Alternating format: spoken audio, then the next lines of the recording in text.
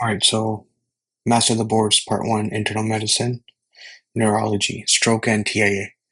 A 67-year-old man with a history of hypertension and diabetes comes to the ED with a sudden onset of weakness in the right arm and leg over the last hour.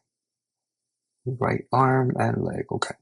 On exam, he is unable to lift the bottom half of the right side of his face. Okay, so everything is on the right side. What is the best initial step? Head CT with contrast, head CT without contrast, aspirin, thrombolytics, MRI. So it's been over the last hour. So answer is B, head CT without contrast. Before giving thrombolytics or any anticoagulations, you need to rule out hemorrhagic stroke, which is a contraindication to thrombolytics, right? Anticoagulation, it prevents clots, and thrombolytics makes clots. So you need to rule out that it's not leaking blood before you give something like thrombolytics. Okay, you cannot, hold on, did I say that the other way around? Anticoagulation. These are platelets, right? So which is contraindicated to platelets, okay. You cannot give aspirin without doing a head CT first. Thrombolytics are indicated within at least the first 3 to 4.5 hours of the onset of symptoms of a stroke.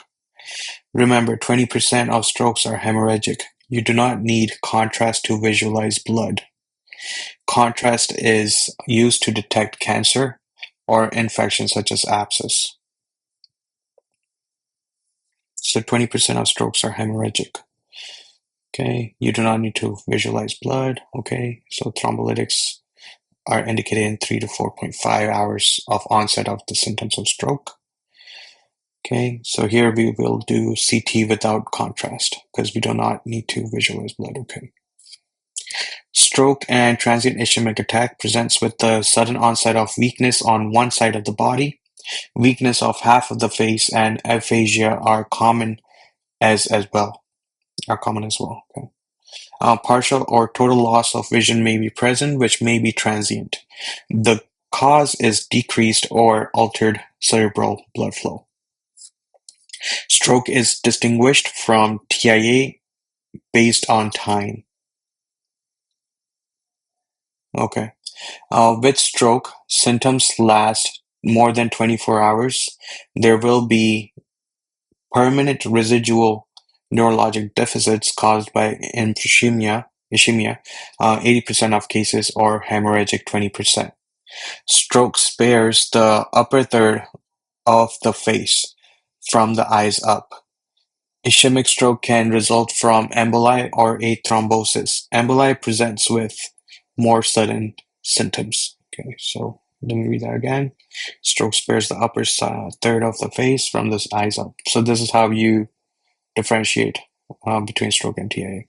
Ischemic stroke can result from the emboli or a thrombosis.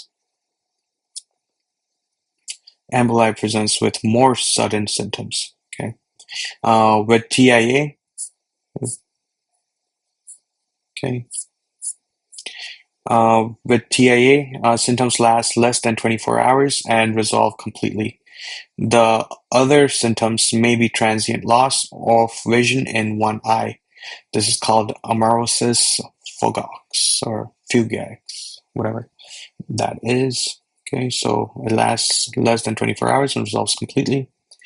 Sudden loss of vision in one eye. The first branch of the internal carotid artery is the ophthalmic artery.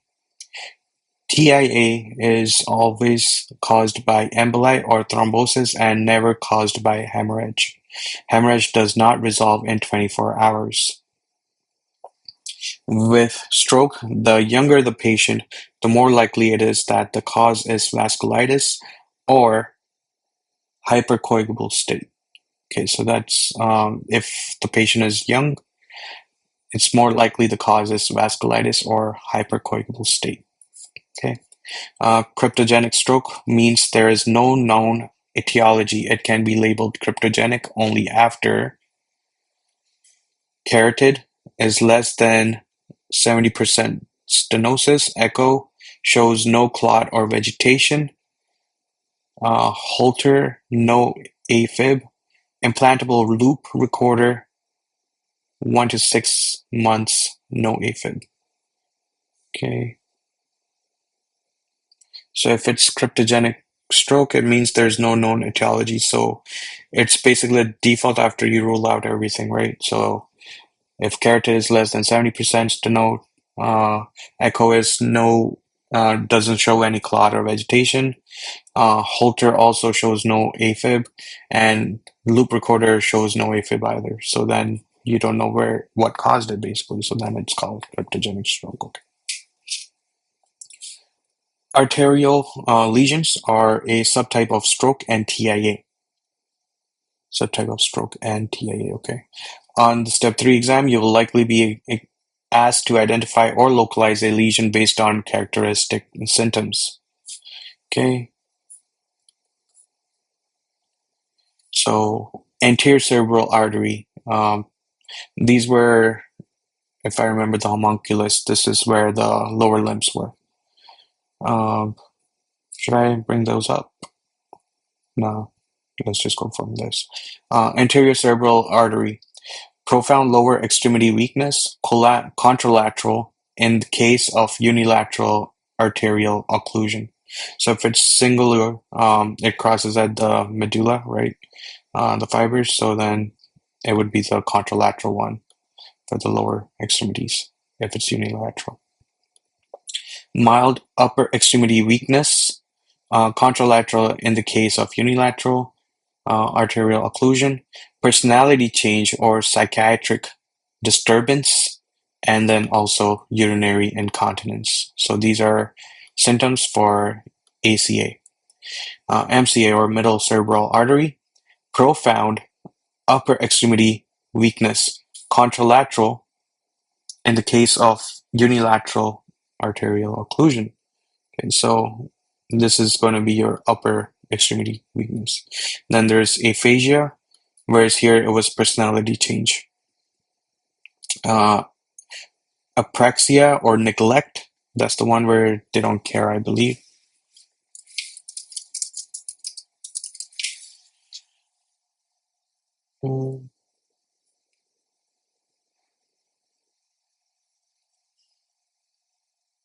Problem with planning learn moves. Understand what they are being asked to do, what to do, have enough strength and sensation, but still be unable to carry out the movement correctly on command. Someone may be unable to wave goodbye, use a toothbrush correctly, button a shirt, or stick out their tongue on request, even though their muscles are working. Okay. So action planning problem. That's what apraxia is. Okay. It's different from aphasia, which is a language problem. Dysarthria, weak or poor control. Okay. So what I thought it was something else then. The eyes deviate towards the side of the lesion. So if it's on the lesion is on left side unilateral, it's gonna point towards the left side. Okay. For the MCA. Contralateral homonymous heminopsia. Okay.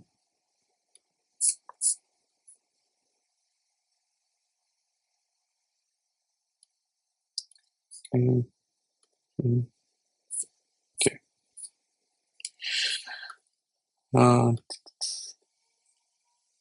Contralateral.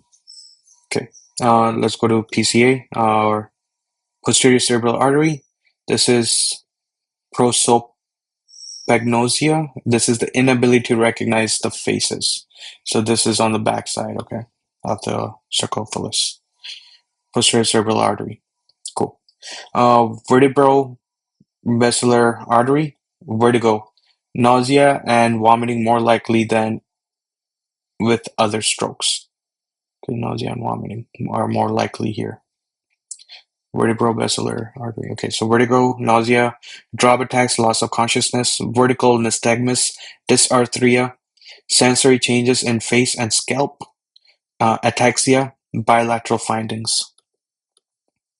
Okay, so ataxia, bilateral findings, sensory changes in face and scalp, dysarthria, nystagmus. So these are pretty specific ones to this.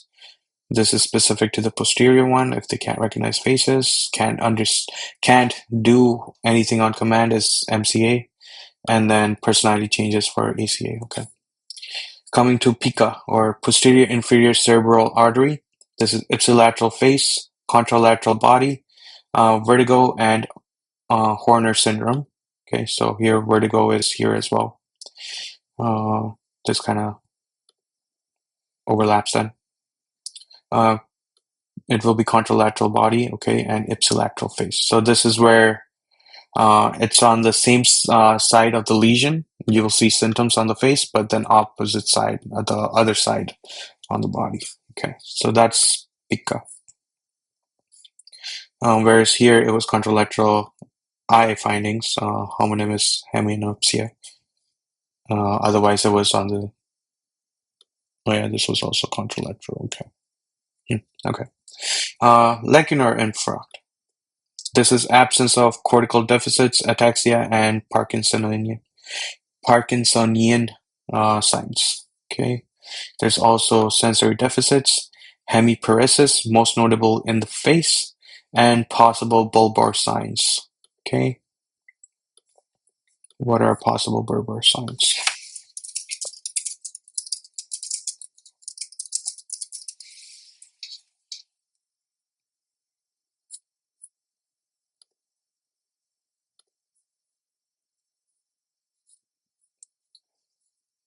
Okay, dysarthria, nasal speech, dysphagia, difficulty chewing, drooling, weak palate, elevation, reduce or absent gag reflex, tongue weakness, tongue atrophy, tongue fasciculations, facial weakness, aspiration. Okay, that's enough. All right, ophthalmic artery. This is going to cause the amaurosis fugax. Okay. Diagnostic testing for both stroke and TIA is as follows. Okay, first you do the head CT without contrast. This is the best initial diagnostic test. Extremely sensitive for blood. Within first several days, all non-hemorrhagic strokes should be associated with a normal head CT. Okay, so within first several days, all non-hemorrhagic strokes should be associated with a normal head CT. Need 3 to 5 days before CT can detect non-hemorrhagic stroke with 95% sensitivity. So first step is head CT without contrast. Next step is MRI achieves more than 95% sensitivity for non-hemorrhagic stroke within 24 hours. But CT is done first because it's less expensive and more sensitive for blood. MRA, this is the most accurately images the brain for stroke. It can be positive within 30 to 60 minutes of stroke. But again, we do this first. Okay. So head CT without contrast, then MRI, then MRA. Add statins to all non-hemorrhagic strokes. Okay, so we add that. We can add TPA between 3 to 4.5 hours. Okay, for anyone that is less than 80-year-old, NIH stroke scale is less than 25. Let's just go ahead and look up that. What are the NIH classifications? Okay,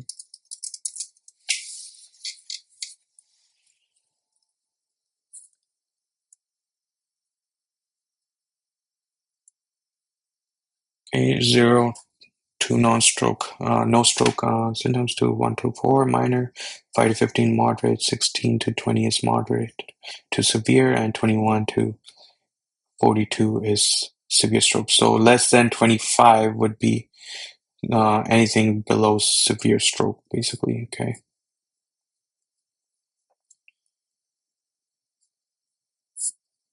Okay, so we can give TPA for ones that are less than severe strokes. Okay. Not diabetic with previous stroke. Okay, someone who's not diabetic and has had a previous stroke and not on anticoagulation. Okay, because then that would be counteracting this, right? Always do head CT without contrast before anticoagulation, anticoagulating to exclude a hemorrhagic stroke. Okay.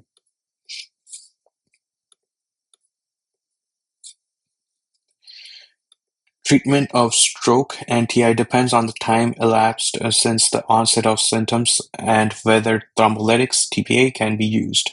Within the past 3 hours, TPA. Okay. 3 to 4.5 hours ago, thrombolytics. TPA if stroke is not severe. So again, less than, that's skill stroke, not severe. So more than 25. I think they mean less than 25, right? That's what they said here. That's a typo. And the patient is less than 80, does not have diabetes with a history of stroke, and does not use anticoagulation. Absolute contraindications to TPAs are history of hemorrhagic stroke, presence of intracranial neoplasm or mass, or a bleeding disorder. Okay, so if any of this is there, we don't touch it. Active bleeding or surgery within 6 weeks. Cerebral trauma or brain surgery within 6 months, or non-hemorrhagic stroke within 1 year. Suspicion of aortic dissection. Okay. We do not use TPA for all these. Okay. More than 4.5 hours ago, or TPA cannot be given. Okay, so more than 4.5 hours ago, symptoms appeared, then TPA should not be given.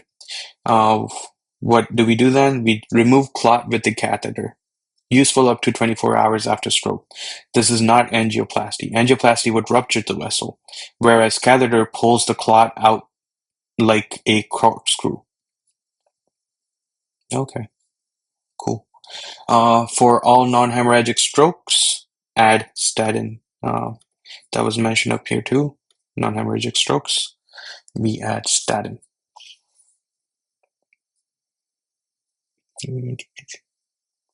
Okay. Antiplatelet therapy is indicated in all those with stroke or TIA. This includes pregnant patients. Pregnancy is not a contraindication to TPA. Okay, let's read that again. Zoomed in. Enhance. Okay. Antiplatelet therapy is indicated in all those with stroke or TIA. This includes pregnant patients. Pregnancy is not contraindication to TPA. Okay. After thrombolytic use, start antiplatelet therapy after 24 hours. So that's when you start your antiplatelet therapy, after 24 hours. Small strokes, NIH scale, stroke scale less than 6, or TIA, we use dual antiplatelet therapy. Okay, that's DAPT. Dual antiplatelet therapy with aspirin and clopidogrel. You stop clopidogrel after several weeks and continue aspirin indefinitely. We do not continue aspirin and clopidogrel long-term in a stroke because of increased risk of bleeding. Okay, so we do not continue aspirin and clopidogrel long-term in a stroke because of increased risk of bleeding. Large strokes, aspirin. If patient was already on aspirin, either add dipyridamole or switch aspirin to clopidogrel. Okay, so if it's a large stroke, again, that would be somewhere down here, I guess, above 15 or above 5. Or here, let's take this one, above 6. Aspirin. And if they're already on aspirin, you can either change it to clopidogrel or you can add dipyridamole. Okay. Thrombolytic use 3 to 4.5 hours after the onset of stroke symptoms is useful in select patients. So here they mentioned that after 4.5, TPA is not given, but here they're saying it can be beneficial for certain select patients. Less than 20% of patients with a stroke come in time to get thrombolytics. So less than 20% of patients come in. The goal of the thrombolytic is to achieve resolution of symptoms. If symptoms have already resolved, there is no reason to give thrombolytics. Okay, makes sense. So again, the goal of the thrombolytic is to achieve resolution of symptoms. If symptoms have already resolved, there is no reason to give thrombolytics. Catheter retrieval provides a definite benefit up to 24 hours after stroke onset. It decreases both focal neurological findings and mortality. Again, catheter retrieval provides a definite benefit up to 24 hours after stroke onset. So up to 24 hours, you can do that. Remember, I believe that's this one, remove clot with the catheter. That's what they're talking about. So definite benefit up to 24 hours after stroke onset. If decreases, it decreases both focal neurologic findings and mortality. Okay, so first CT scan, then you give your TPA. If it's more than 4.5, you do the catheter removal. Okay. And yeah, okay. Don't forget to, if it's non-hemorrhagic, you give your statin. So don't forget to control hypertension, diabetes, and hyperlipidemia in stroke patients. Hypertensive urgency is a relative contraindication to thrombolytic therapy.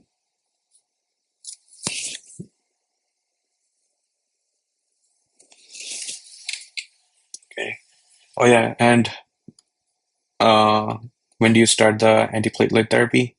You start it after 24 hours. Okay, forgot to add that. Okay, that kind of summarizes this. And you want to control hypertension, diabetes, and hyperlipidemia. All three of these. So in your CCS cases, remember these. Something for this, probably ACE. Something for diabetes, metformin or perhaps insulin, hyperlipidemia in stroke patients. Your statins. Hypertensive urgency is relative contraindication and to thrombolytic therapy. All right. I keep zoning out a little, so I gotta keep repeating. Okay. Heparin has no evidence of benefit for stroke. Okay, so don't use heparin then. And ticlopidine is always a wrong answer.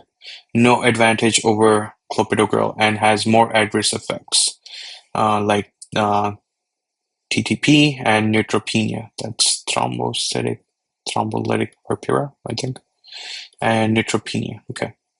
Do not use prasugrel for TIA or stroke. Okay. Prasugrel increases bleeding, so just go with clopidogrel.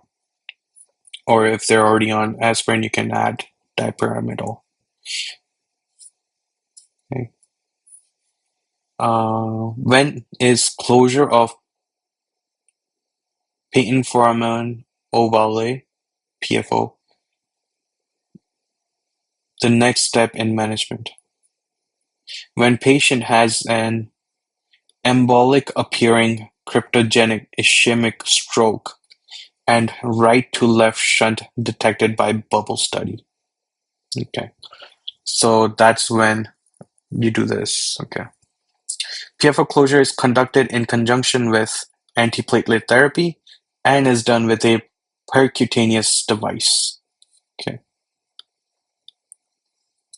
Okay, so you do the bubble study and then this, and if you suspect PFO, you close it in conjunction with antiplatelet therapy and percutaneous device. Okay. Cerebral venous thrombosis, CVT. In cerebral venous thrombosis, a type of stroke, clotting in cerebral veins presents with headache developing over several days. Can mimic subarachnoid hemorrhage. Many patients present with the same weakness and speech difficulty seen in stroke. Lumbar puncture is normal. So here it will present with headache over several days. It can mimic subarachnoid hemorrhage. Many patients present with the same weakness and speech difficulty seen in stroke. So you got to differentiate between CVT and stroke then. Oral contraceptives are contraindicated in CVT. Okay. Magnetic resonance venography, or MRV, is the most accurate test. Treat with an lower molecular weight heparin, followed by a DOAC, or direct oral anticoagulant, for a few days. So here you can treat with heparin, but you can't do that with the stroke, right? Okay. So DOACs are, for example, edoxaban, epixaban, rivaroxaban, and dapigatran. Further management includes stroke. After the head CT and administration of thrombolytics or aspirin, move the clock forward on CCS. On subsequent screens, the most important issue is to determine the origin of the stroke. Okay. Paradoxal emboli through a patent foramen ovale needs closure with a catheter device. PFO closure is also indicated if stroke or TIA is cryptogenic and there is left-to-right shunt. Okay, use DAPT, the dual antiplatelet therapy, aspirin and clopidogrel for the first several weeks. In TIA, management is same as stroke, except that thrombolytics are not indicated. Okay, use MRI, MRA for the brainstem. The following are indicated in all patients with stroke or TIA. Echocardiogram, anticoagulation for clots, possible surgery for valve vegetations. Carotid and Doppler duplex, that's endarterectomy for stenosis more than 70%, but not if it is 100%. Okay. So endarterectomy for stenosis if it's more than 70%, but if it's 100%, you don't really do it. Okay. Echocardiogram, anticoagulation for clots, possible surgery. So, okay. I'm trying to understand what they're trying to say here. So the following are indicated in all patients with stroke. So you do echocardiogram, and then you do anticoagulation for clots. Okay. So if echo shows something, then you do like clots, then you do anticoagulation for clots and possible surgery for valve vegetations. Got it. Okay, and carotid Doppler duplex. You do that, and then if it's more than 70%, then you do endarterectomy, but not if it's 100%. And you do carotid Doppler duplex only if patient is symptomatic. Stenosis of the carotids, even when the passage is narrowed, 70 to 99%,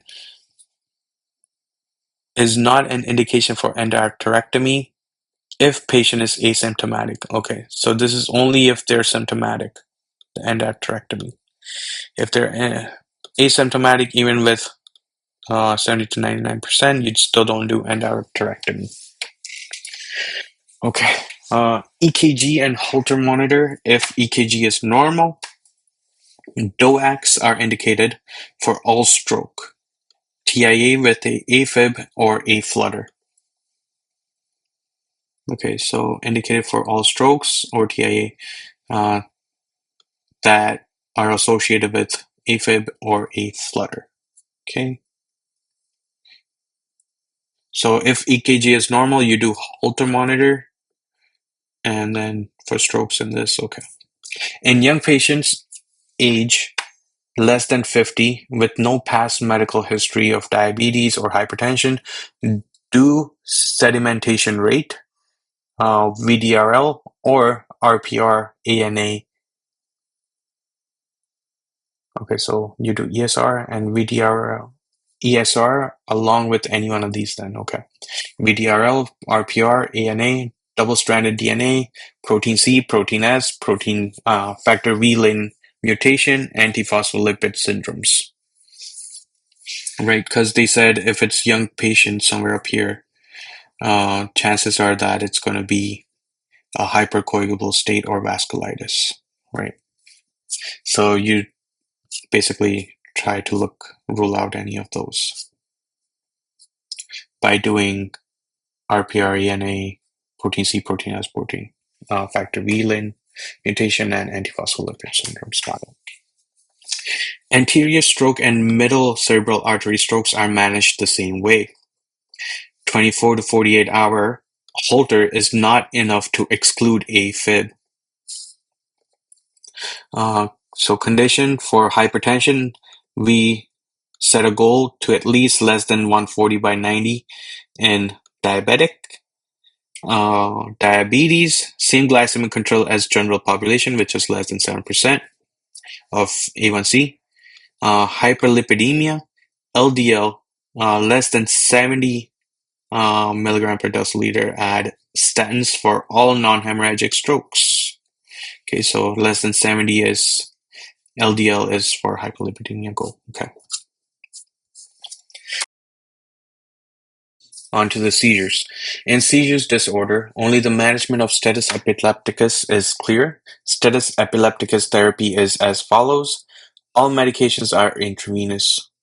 Benzodiazepines such as lorazepam. If seizure persists after moving the clock forward 10 to 20 minutes, you add phosphonatoin. If seizure persists after moving the clock forward another 10 to 20 minutes, add levetiracetam, valproic acid, or phenobarbital.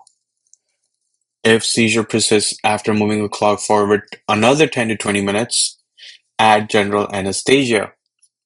For example, phenobarbital, thiopental, midazolam, propofol. Damn, okay, gotta remember this. So it goes from lorazepam. See if I can write this. Okay. And I'll just try it. So it goes to lorazepam, then phosphonatoin, then levetiracetam or valproic acid or phenobarbital, and then after that, phenobarbital is here as well. Okay. Thiopental, midazolam, or propofol at the end. Okay, so okay, got it. Levetiracetam, valproic acid, and phenobarbital are interchangeable in status epilepticus. Diagnostic tests include sodium, calcium, glucose, okay, oxygen, creatinine, and magnesium levels. Okay, so sodium, calcium, glucose, oxygen, creatinine, and magnesium levels. Head CT urgently. If negative, consider MRI later. Urine tox screen, liver and renal function.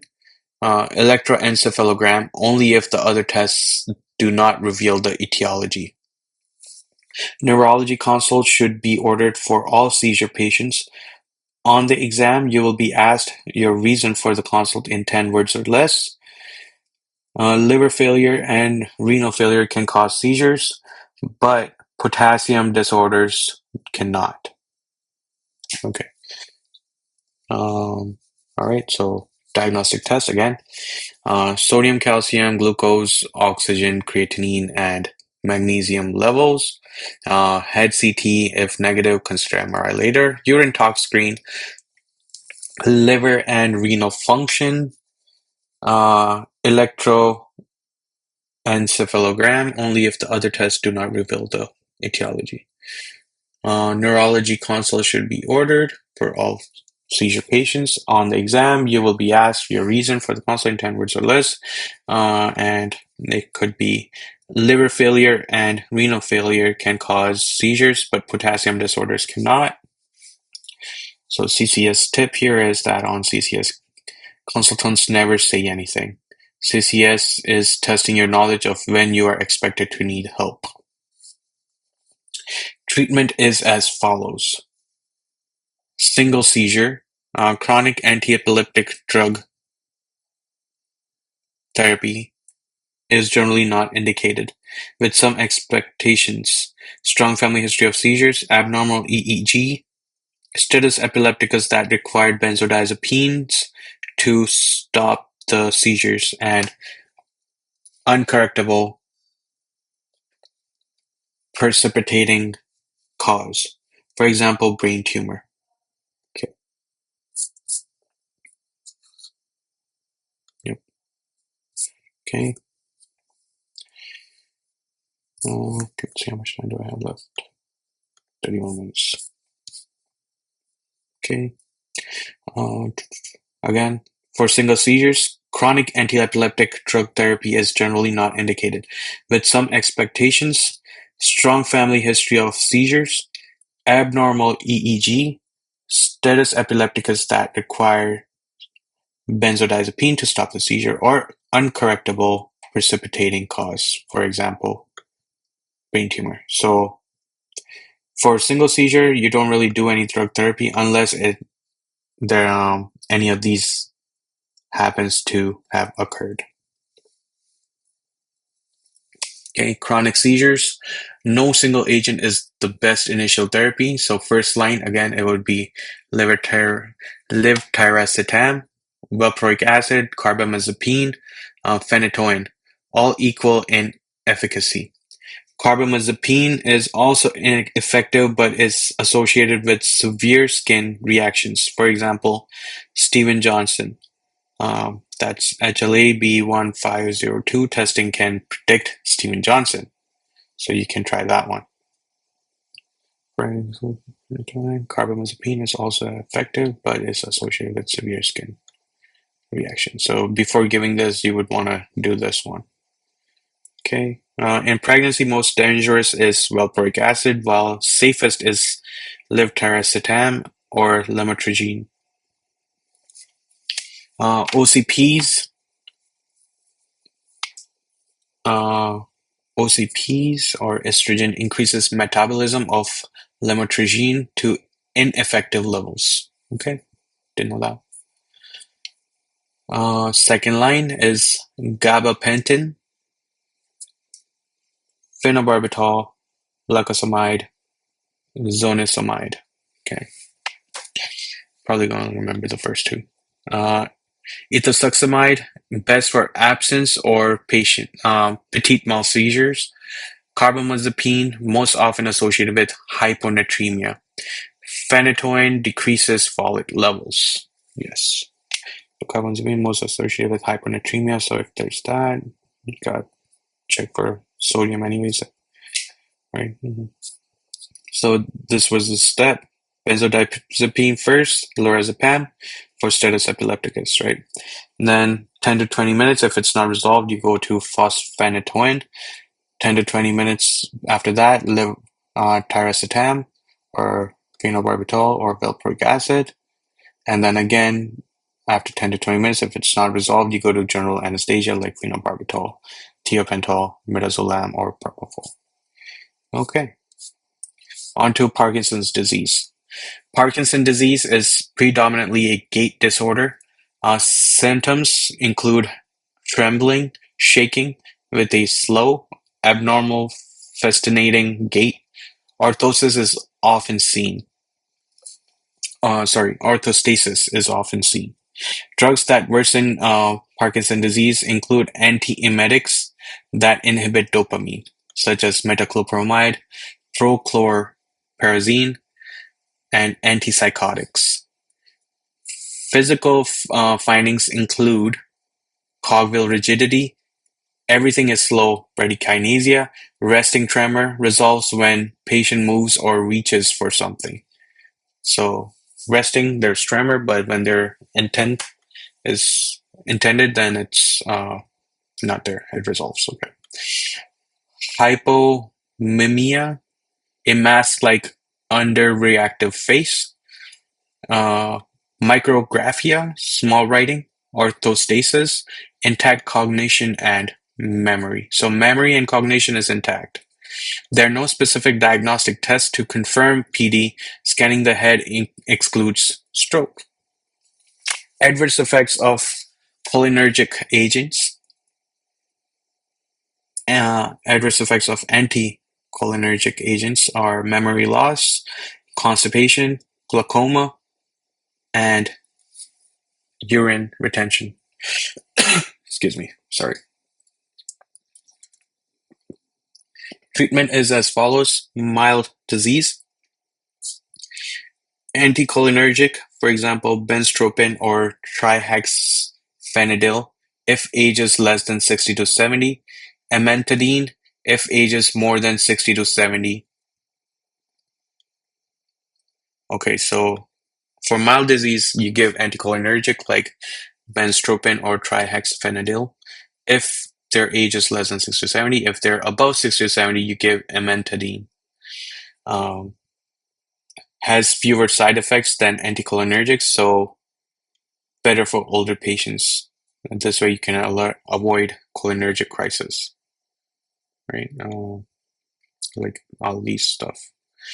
Severe disease, unable to perform activities of daily living, for example, cooking and shopping. You go with dopamine agonists, pramipexole, ropinirole, rodigot, rodigotin, given by patch, apomorphine. Okay, fewer side effects but less efficacy. Okay, for dopamine agonists. Okay, and then you give levodopa, carbidopa combo, greater efficacy but on-off phenomena with uneven long-term effects and adverse effects. Just to remind ourselves what is on-off.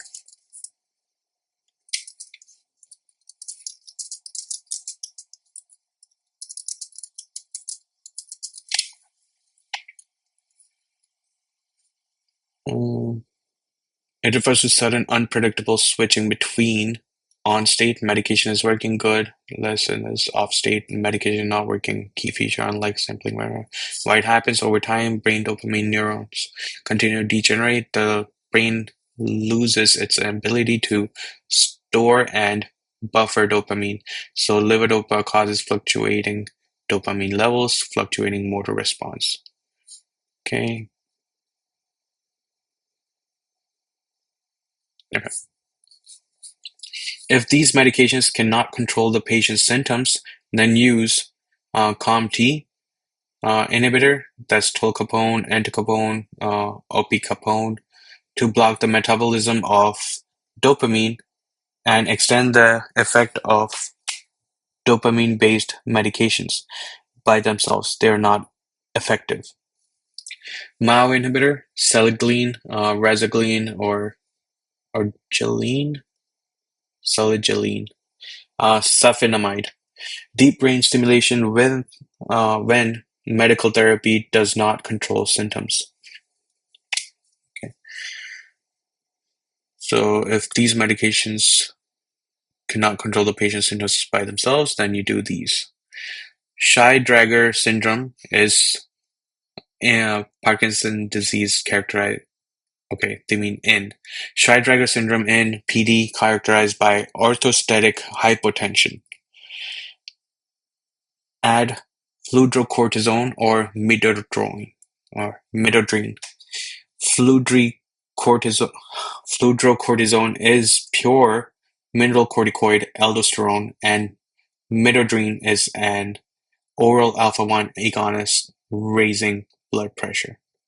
Okay, so this will help with the orthostatic hypertension, as it is alpha-1, which constricts the vessels, raising the blood pressure. Okay. Scheidegger syndrome. Okay. Progressive supranuclear palsy can be misdiagnosed for PD. The patient cannot look up and down. This is the vertical gaze palsy. Okay. And when levodopa causes psychosis, okay, so this is how you differentiate between them. In progressive supranuclear palsy, they won't be able to look up and down. Okay. When levodopa causes psychosis, add pimavanserin or quetiapine to control these symptoms. Oh, okay. So pimavanserin or quetiapine. Okay. A man with severe Parkinsonism is admitted for a hip fracture. On admission, the medicine reconciliation form is not recorded, and his multiple Parkinson medications are not continued in the hospital. Which of the following can happen? Severe seizure or stroke, arrhythmia or MI, fever, rhabdomyolysis, diarrhea, or malabsorption? The answer is fever and rhabdomyolysis. It is an idiosyncrasy of Parkinsonism and its medical therapy that the sudden withdrawal of medications can cause rhabdomyolysis. The reason for this is not known. Okay, interesting. Psychosis in Parkinson disease. In all PD, psychotic symptoms must be managed, as 40% of patients with severe PD develop psychosis from therapy. So again, you use pimavanserin or what was the other one? Quetiapine. Okay. So pimavanserin is a 5-HT inhibitor to minimize psychotic symptoms. This antipsychotic medication does not worsen PD because its mechanism does not inhibit dopamine. This antipsychotic mechanism does not worsen PD because its mechanism does not inhibit dopamine. Okay. Quetiapine has the fewest adverse effects after pimavanserin. Okay. Essential tremor. Essential tremor is a tremor that is worse with action or intention. This is a tremor not associated with another illness. There is no specific diagnostic test. Treatment is beta blocker, specifically propranolol. In a CCS case, move the clock forward 1 to 2 weeks for a repeat meeting. Choose interval history and repeat the neurologic exam. If tremor is still there, add primidone or anti-epileptic medication. Okay, so first you added the beta blocker, and then you added this. Not to confuse this with the resting tremor that's seen in Parkinson's disease, right? We already talked about that. Where'd it go? Somewhere. Right here, resting tremor. Okay. So again, treatment is beta blockers, specifically propranolol. And then in cases, CSCS case, move the clock forward 1 to 2 weeks for a repeat meeting. Choose interval history and repeat the neurologic exam. If tremor is still there, you add primidone, anti-epileptic medication. If tremor still persists, switch to topiramate or gabapentin. If multiple medical therapies fail and severe tremor interferes with functioning, for example, computer use, choose thalamotomy. Unilateral thalamotomy is standard, not experimental. Oh, okay. So if tremor still persists after this, switch to topiramate or gabapentin. If multiple medical therapies fail and severe tremor interferes with functioning, like computer use, choose thalamotomy. It is the standard, not experimental. Magnetic resonance focused ultrasound to ablate the thalamus with local heat will help improve the tremor. Okay, did not know that. Let's see how much time I have. 17 minutes. Okay. Multiple sclerosis. MS, multiple sclerosis, presents with abnormalities in any part of the CNS. These improve only to have another defect develop several months later, 2 years later. Trigeminal neuralgia is first presentation in 30% of MS patients. Optic neuritis, most common. Motor and sensory problems. Okay, so for MS, they're mentioning optic neuritis, most common. Then there's motor and sensory problems. Along with that, there are defects of the bladder, for example, an atonic bladder, fatigue, severe depression, hyperreflexia, spasticity. Diagnostic testing includes MRI, best initial and most accurate diagnostic test. Allergic reaction to gadolinium. Contrast agents used with MRI are less frequent than they are with iodinated contrast material used with CT scan. Uh, Again, let's read that again. Diagnostic testing includes MRI, best initial and most accurate diagnostic test. So you start off with that. Allergic reactions to gadolinium contrast used in MRI are less frequent than they are with iodinated contrast material used with CT scan. Those with renal insufficiency may have a systemic overreaction with increased collagen deposition in soft tissues. Nephrogenic systemic fibrosis, iron fibrotic nodules develop on the skin and, in severe cases, the heart, lung, and liver. There is no specific treatment for this. Ooh, okay. So those with renal insufficiency may have a systemic overreaction with increased collagen deposition in soft tissues, nephrogenic systemic fibrosis, iron fibrotic nodules develop on the skin, and in severe cases, the heart, lung, and liver. There's no specific treatment. Okay. Iron fibrotic nodules on skin as well as the organs. After MRI, you can do the next step is CSF lumbar tap, done only if MRI is non-diagnostic. Shows presence of oligoclonal bands, elevated protein, and mild rise in lymphocytes are typical. Okay, so if you do CSF, it will show oligonal bands and elevated protein and mild rise in lymphocytes are typical. After that, you do CT scan of the head, not needed, and it's less sensitive than MRI. And then there are also visual and auditory evoked potential studies, which are never used. Anti-CD20 drugs decreases the progression of MS. Okay. So those are your ocrelizumab and ofatumumab. Whoa, fatumumab. Okay. Treatment is as follows. So first, steroids, best initial therapy for acute exacerbation and sometimes plasmapheresis. Vitamin D and calcium for all cases. Okay, so you give vitamin D and calcium. Steroids.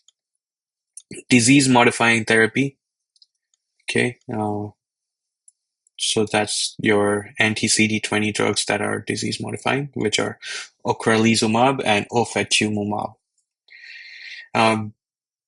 Beta interferon, glatiramer, methoxytrone, natalizumab, but causes polymultifocal something, leuko something, but causes PML. Okay.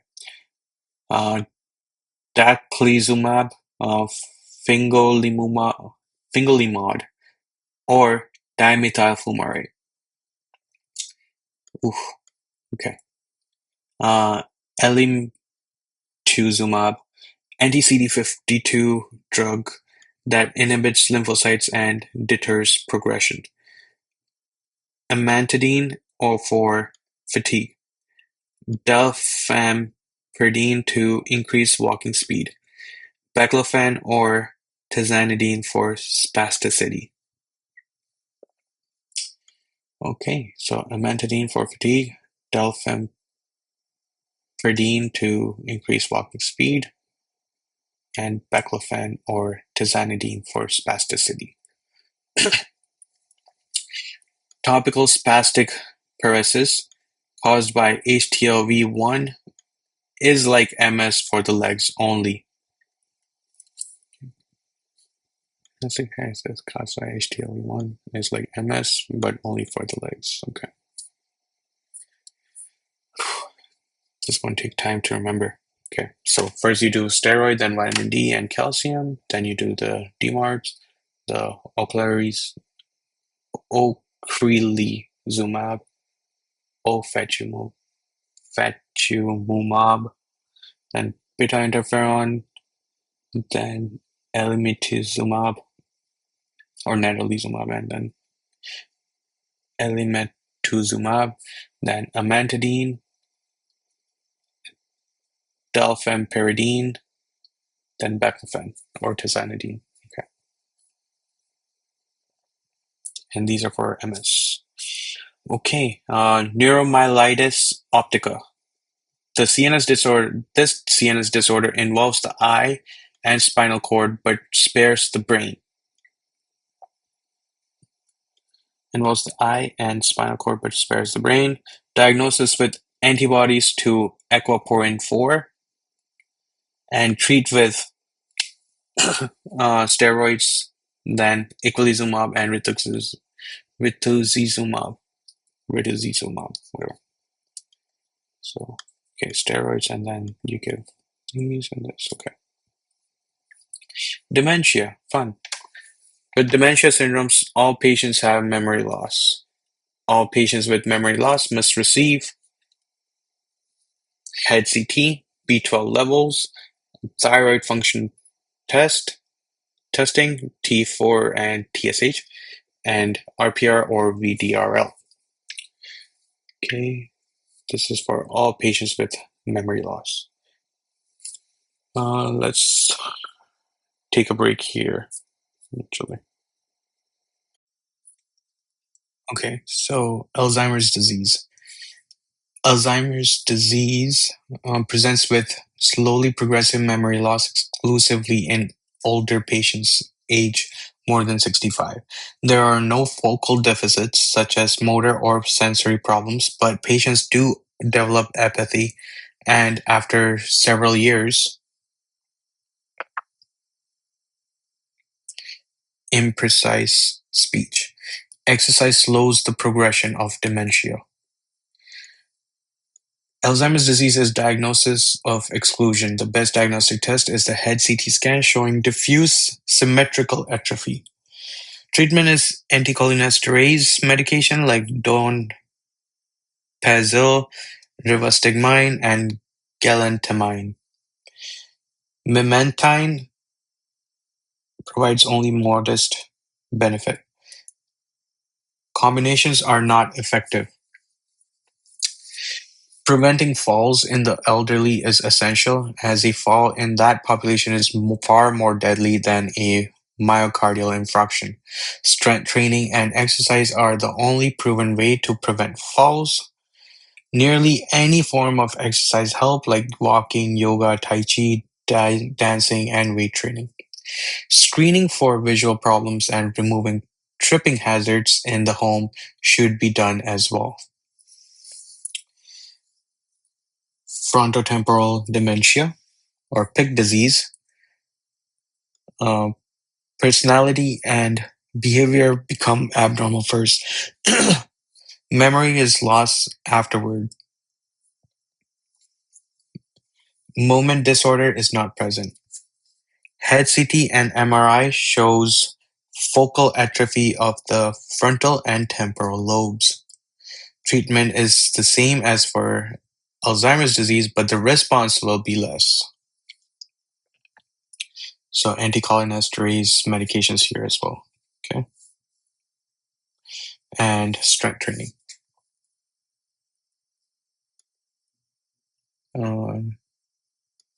But they said that movement is not present, so we don't do the strength training for these guys. Okay. Creutzfeldt-Jakob disease, CGD, is caused by prions, transmissible protein particles. It manifests as rapidly progressive dementia and the presence of myoclonus. Patients are younger than those with AD. CGD is why dementia excludes a patient as an organ donor. Risk of transmitting CGD. Okay. Dementia excludes a patient as a okay. Organ donor. Risk of transmitting CGD. So prions manifest rapidly progressive dementia and presence of myoclonus. Patients are younger than those with Alzheimer's disease. Diagnostic testing is as follows. You do EEG, which will be abnormal. You do brain biopsy, which is the most accurate diagnostic test. In CCS case, perform MRI as well, although there is nothing on MRI to suggest CJD. CSF, the presence of the 1433 protein spares, presence of the 1433 protein spares the need for brain biopsy. There is no treatment for CGD. Lewy body dementia. Lewy body dementia is Parkinson's disease plus dementia. It is associated with very vivid, detailed hallucinations. Treat both the Alzheimer's disease and the Parkinson's disease. Remember, PD is primarily gait disorder.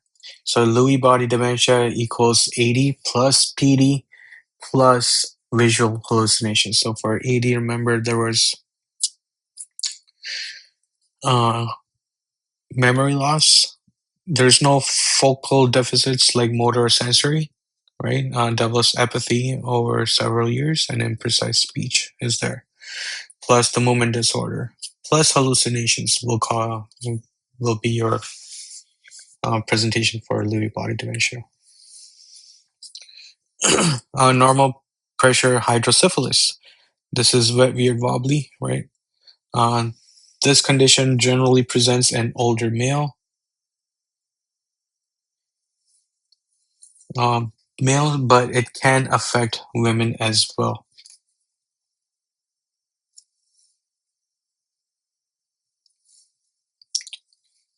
Symptoms can be remembered as WWW, wet, weird, wobbly.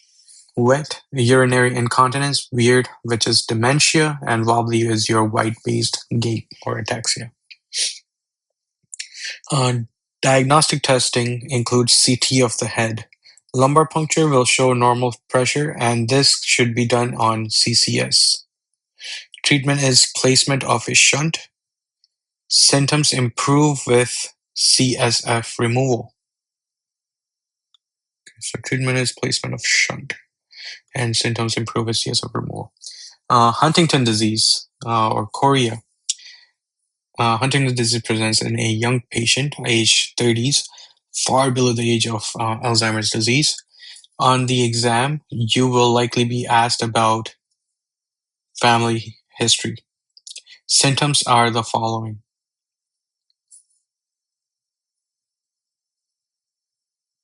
Dementia, psychiatric disturbance with personality changes, chorea, and movement disorder. Diagnosis with specific genetic testing, autosomal dominant inheritance, MRI will show marked atrophy of the caudate nucleus. Treatment is antipsychotics for symptomatic control. What medications treat movement disorders such as tardive dyskinesia and Huntington disease? That's du- deutetrabenazine, duty, deutetrabenazine, tetrabenazine, and valbenazine, which alter the levels of monoamines, for example, dopamine, serotonin, or epinephrine. Okay, so Huntington's disease, you'll have chorea and movement disorder, severe disturbances, psychiatric disturbances with personality changes, and dementia.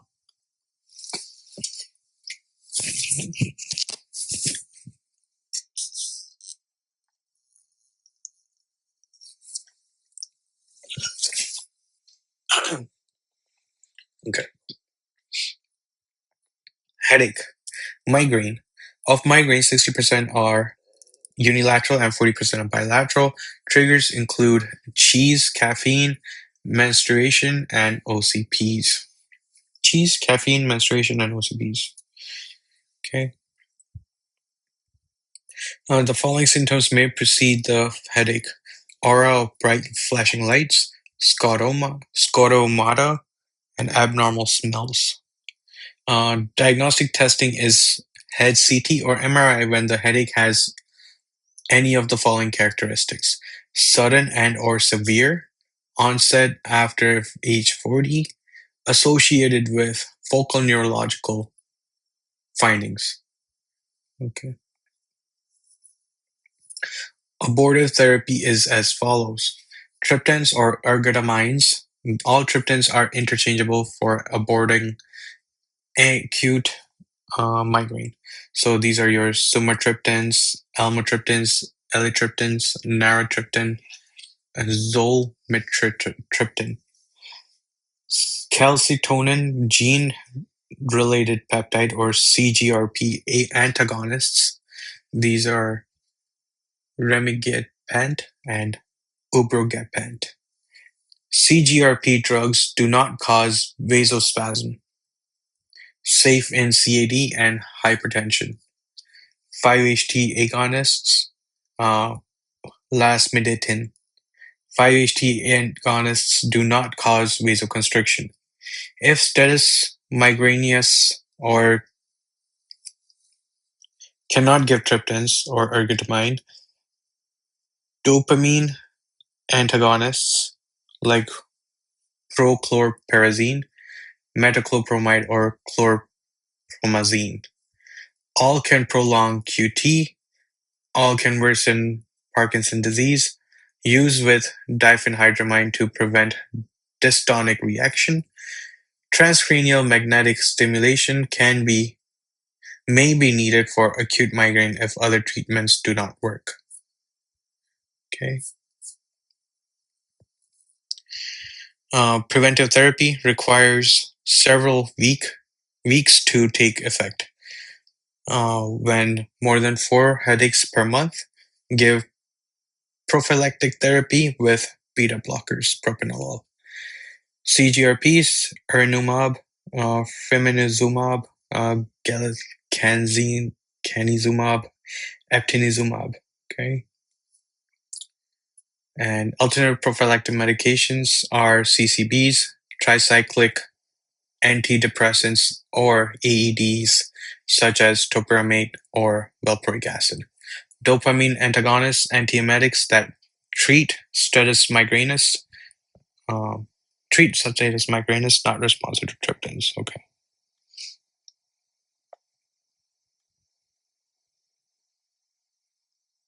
Okay, that's a lot. So triptans, sumatriptan, calcitonin, CGRP, such as remigapetin or ubrogepant, capant. Okay, lasmitinib, and any of these. If none of them work, then you can give dopamine antagonists like metoclopramide or prochlorperazine. Okay. And transcranial magnetic stimulation may be needed for acute migraine if other treatments don't work. I think in first aid, they also mentioned giving oxygen works, although it's not mentioned here. Preventive therapy, for more than 4 headaches per month, give prophylactic therapy like beta blockers and CGRP, any of these, and alternative prophylactic medications like CCBs, tricyclic antidepressants, or AEDs such as topiramate or valproic acid. Okay, treats status migrainosus, not responsive to triptans. Which migraine drug makes Parkinson disease worse? Prochlorperazine or metoclopramide or chlorpromazine or all of the above? The answer is all of the above.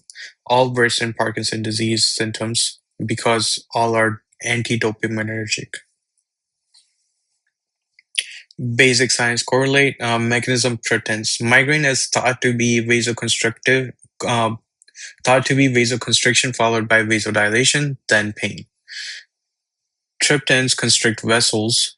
They function by reconstricting the cerebral vessels, but they constrict vessels. Okay. Triptans constrict vessels. They function by reconstricting the cerebral vessels, but they constrict vessels in the heart as well and can provoke cardiac ischemia. This is why they're dangerous in hypertension, pregnancy, and coronary disease. Okay. So in that case, you want to give arginamine. Okay. Cool. Okay. Cluster headache. Cluster headache is exclusively unilateral with redness and tearing of the eye and rhinorrhea. Headache occurs multiple times in a short period and then resolves. Men more than women 10 to 1. Abortive therapy is as follows: triptans or arginamine or caffeine. 100% oxygen if cannot give triptans. Okay, so oxygen was for cluster headache. Okay. Preventive therapy is as follows: CCBs such as verapamil. Best initial prophylactic therapy. So you want to give verapamil. Steroids, lithium topiramate as well. Verapamil increases prolactin and causes galactorrhea. Okay. Cluster is often over by the time prophylactic therapy has taken effect. So headache type, migraine and cluster. The gender, migraine is more common in women. It's usually unilateral, bilateral. There is aura associated with it.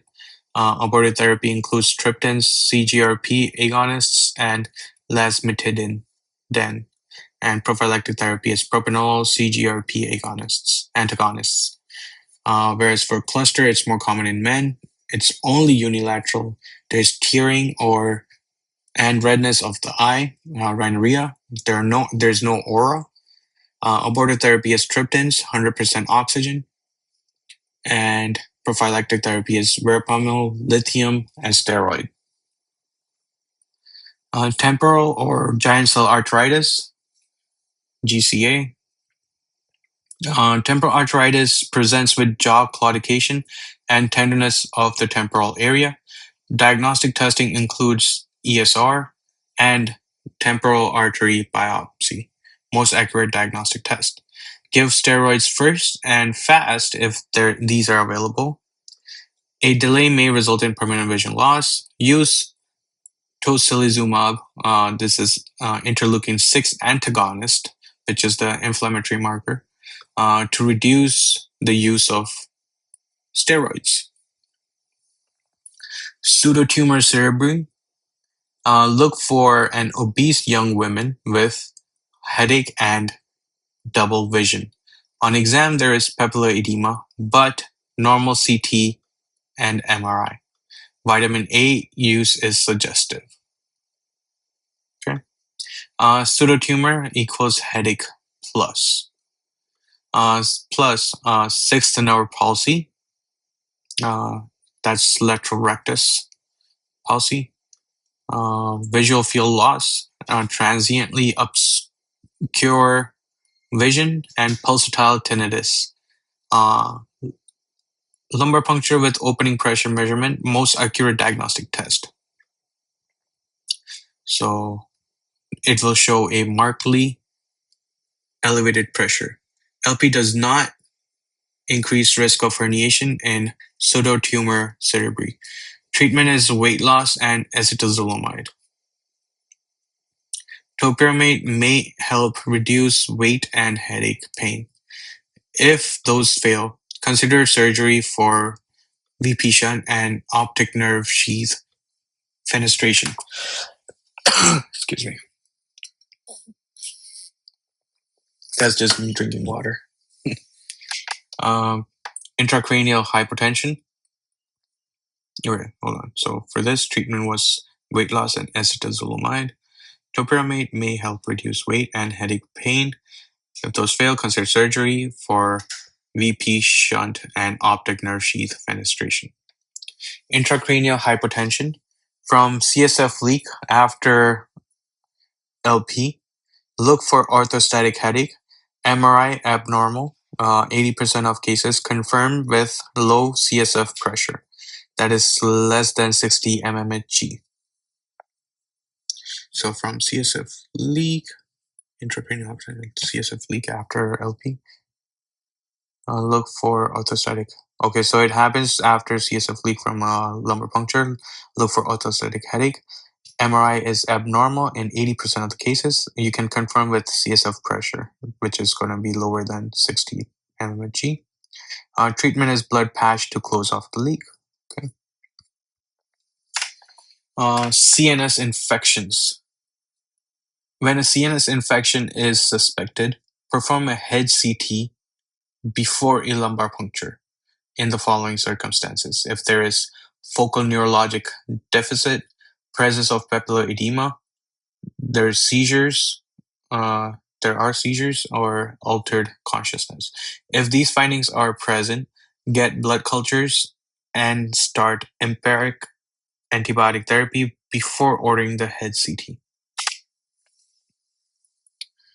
So perform a head CT before a lumbar puncture if any of these are there. If these findings are there, get blood culture and start antibiotic therapy even before you do the head CT.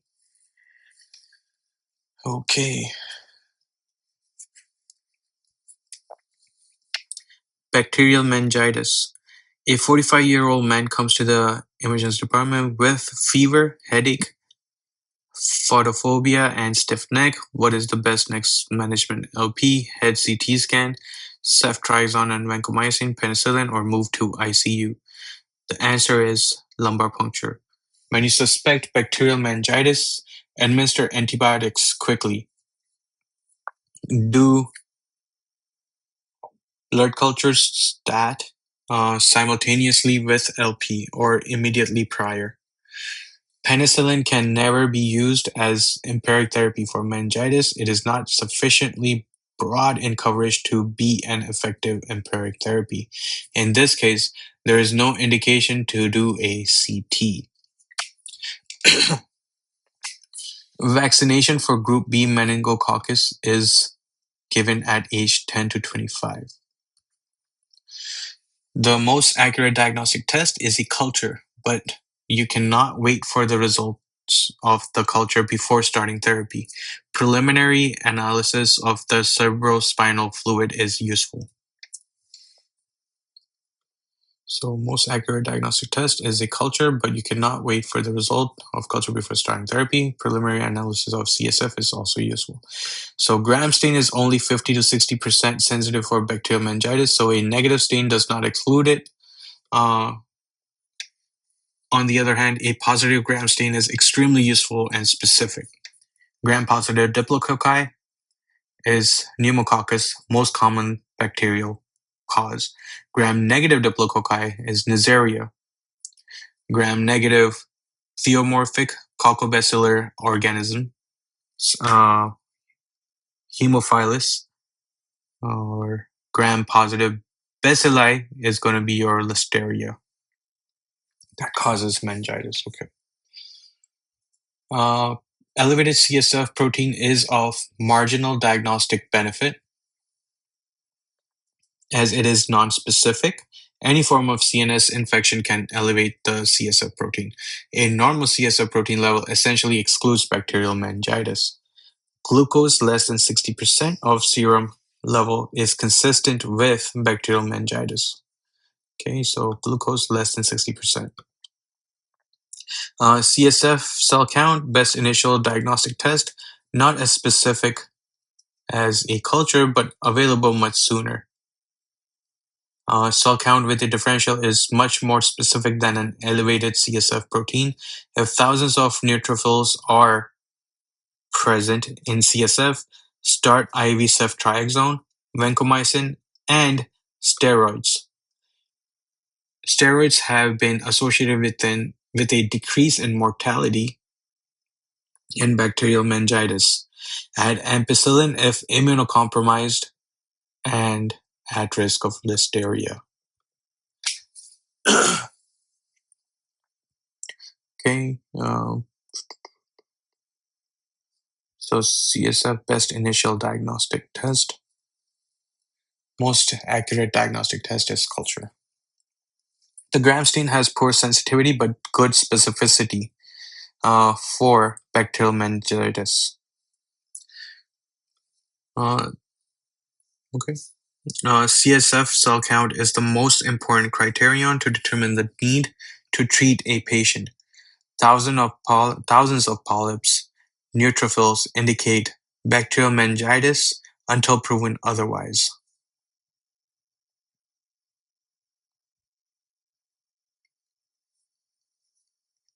Okay.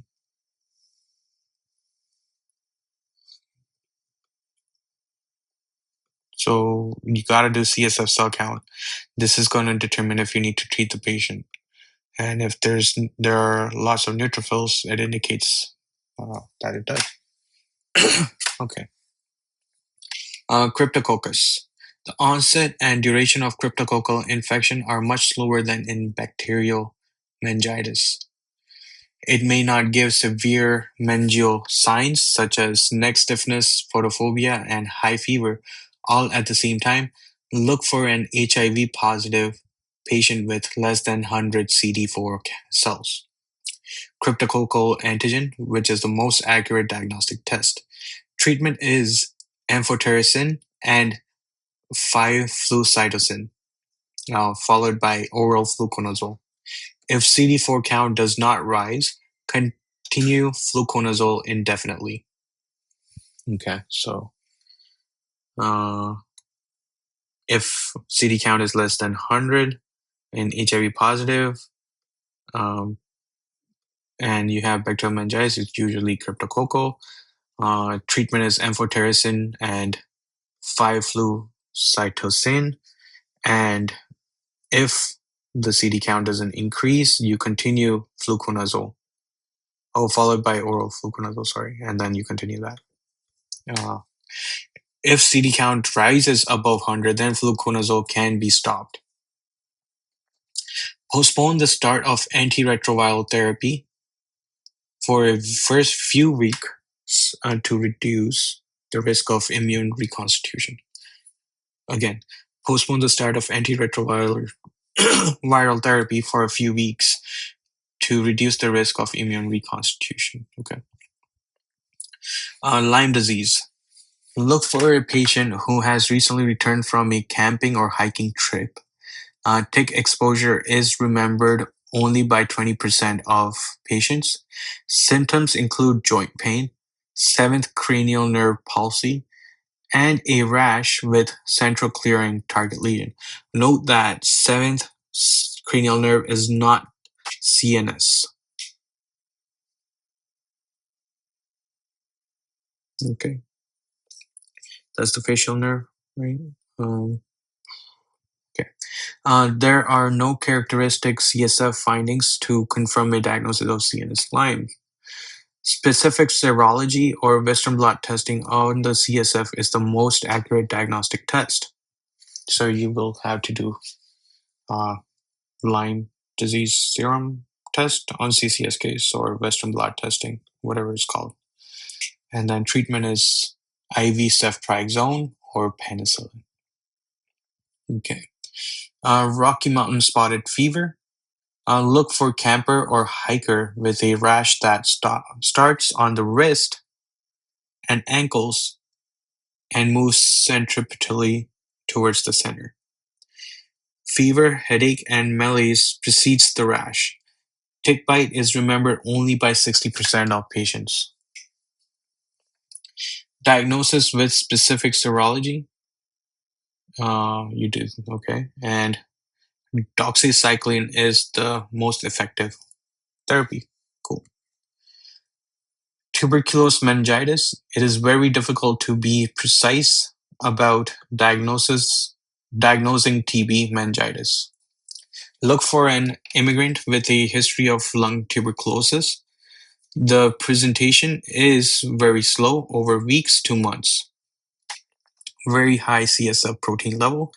Protein acid fast mybacterial stain of CSF. Less than 10% of cases.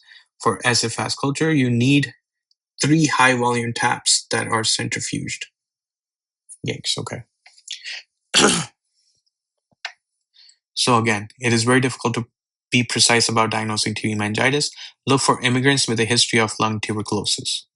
The presentation is very slow, over weeks to months, very high CSF protein level, positive acid fast stain on CSF in less than 10% of cases.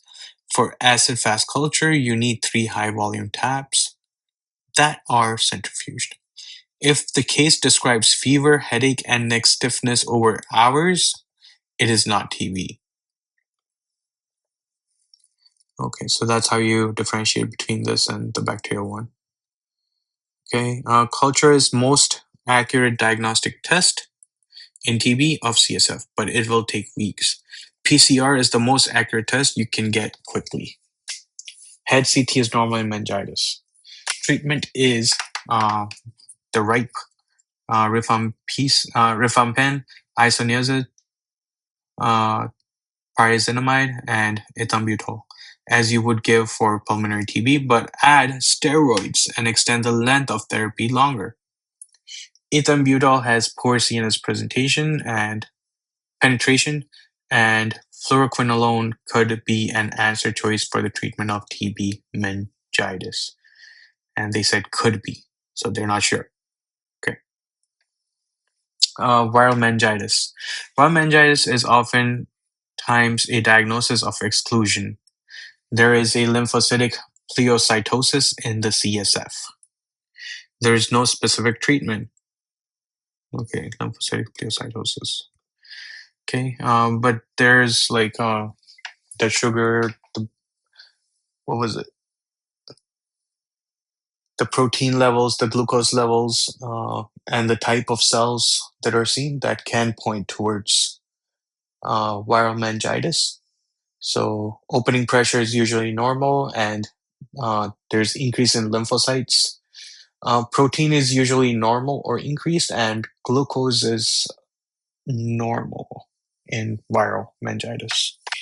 Okay, and let's go through this. Okay.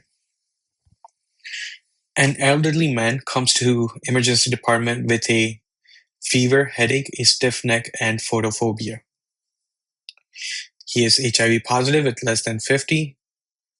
And so again, this is probably crypto or something else, but not. Let's see. It says it's something else. So clearly I was wrong. He is HIV positive, less than 50 CD4 cell and a history of pneumocytosis pneumonia. Okay, so there is a history of this. Head CT is normal. CSF shows 2,500 white cells that are all neutrophils. Gram stain is normal. What is the best initial therapy? Okay, so is it ceftriaxone and metronidazole,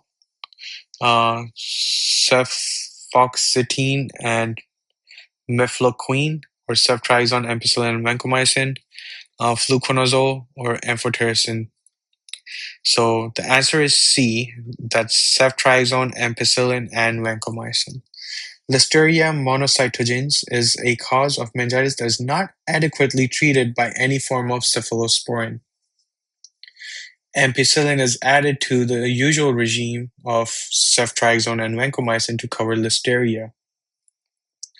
This cannot be fungal meningitis because the CSF is characterized exclusively by a high number. Oh yeah, correct.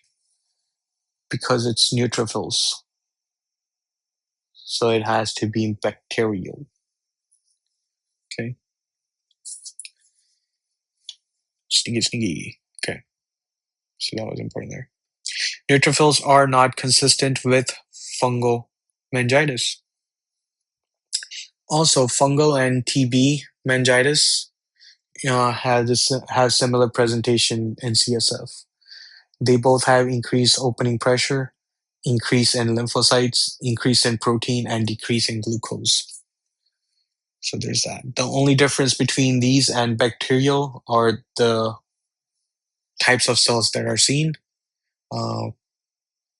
Whereas in bacterial, it would be neutrophil, and in fungal or TB, it would be lymphocytes. Okay. A 17-year-old boy comes to the emergency department with fever, headache, stiff neck, and photophobia. He has a petechial rash, and CSF shows neutrophils, 2,500 neutrophils, ceftriaxone,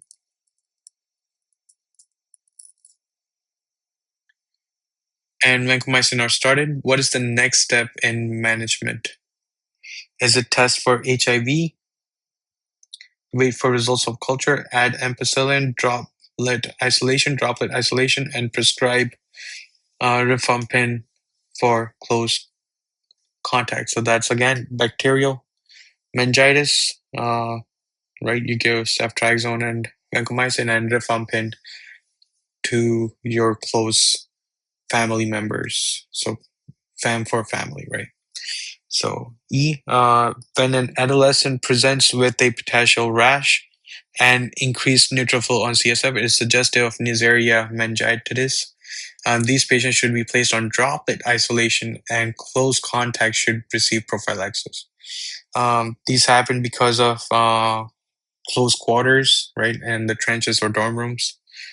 So there's that. Listeria. Look for elderly, neonatal, and HIV positive patients, and those who have no spleen, are on steroids, or are immunocompromised with leukemia or lymphoma.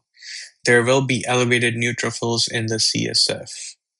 Okay, you just add ampicillin to the treatment, and that's what this question was saying as well. Right. On Neisseria meningitis, look for patients who are adolescents in the military or asplenic, or who have terminal complement deficiency, the MAC deficiency, right? Treatment is as follows. Patient droplet isolation for 24 hours, close contact, household members, those who kiss and share cups, utensils, prophylaxis with rifampin, ciprofloxacin, or ceftriaxone. Routine contacts like school and work, no prophylaxis is needed. Okay, so it's only for house members, those who kiss and share cups and utensils. The nurse or medical student taking care of a patient with Neisseria does not need prophylaxis. Those with kissing and other saliva type contact do need prophylaxis. Prophylactic antibiotics are given regardless of the vaccination status of the exposed person in case of serious exposure to Neisseria. Okay, so even if they have vaccination, you still give it. Okay. Regardless of vaccination status, exposed person. Okay. Amoebic meningitis. This is the Naegleria fowleri, the one in freshwater, and acanthamoeba are free-living thermophilic warm water amoeba that can infect swimmers in fresh water. The amoeba swim up the nose and through the cribriform plate in the brain. Look for anosmia in the question stem. Ooh, okay. So if they have anosmia with all the meningitis stuff, it's probably this. Without treatment, 95% of cases are fatal. Emergency care required. Wet mount of CSF shows mobile amoeba. Okay, so you do wet mount of CSF. Okay. Treatment is miltefosine and maybe amphotericin. Steroids may help. Encephalitis, almost all encephalitis in the United States.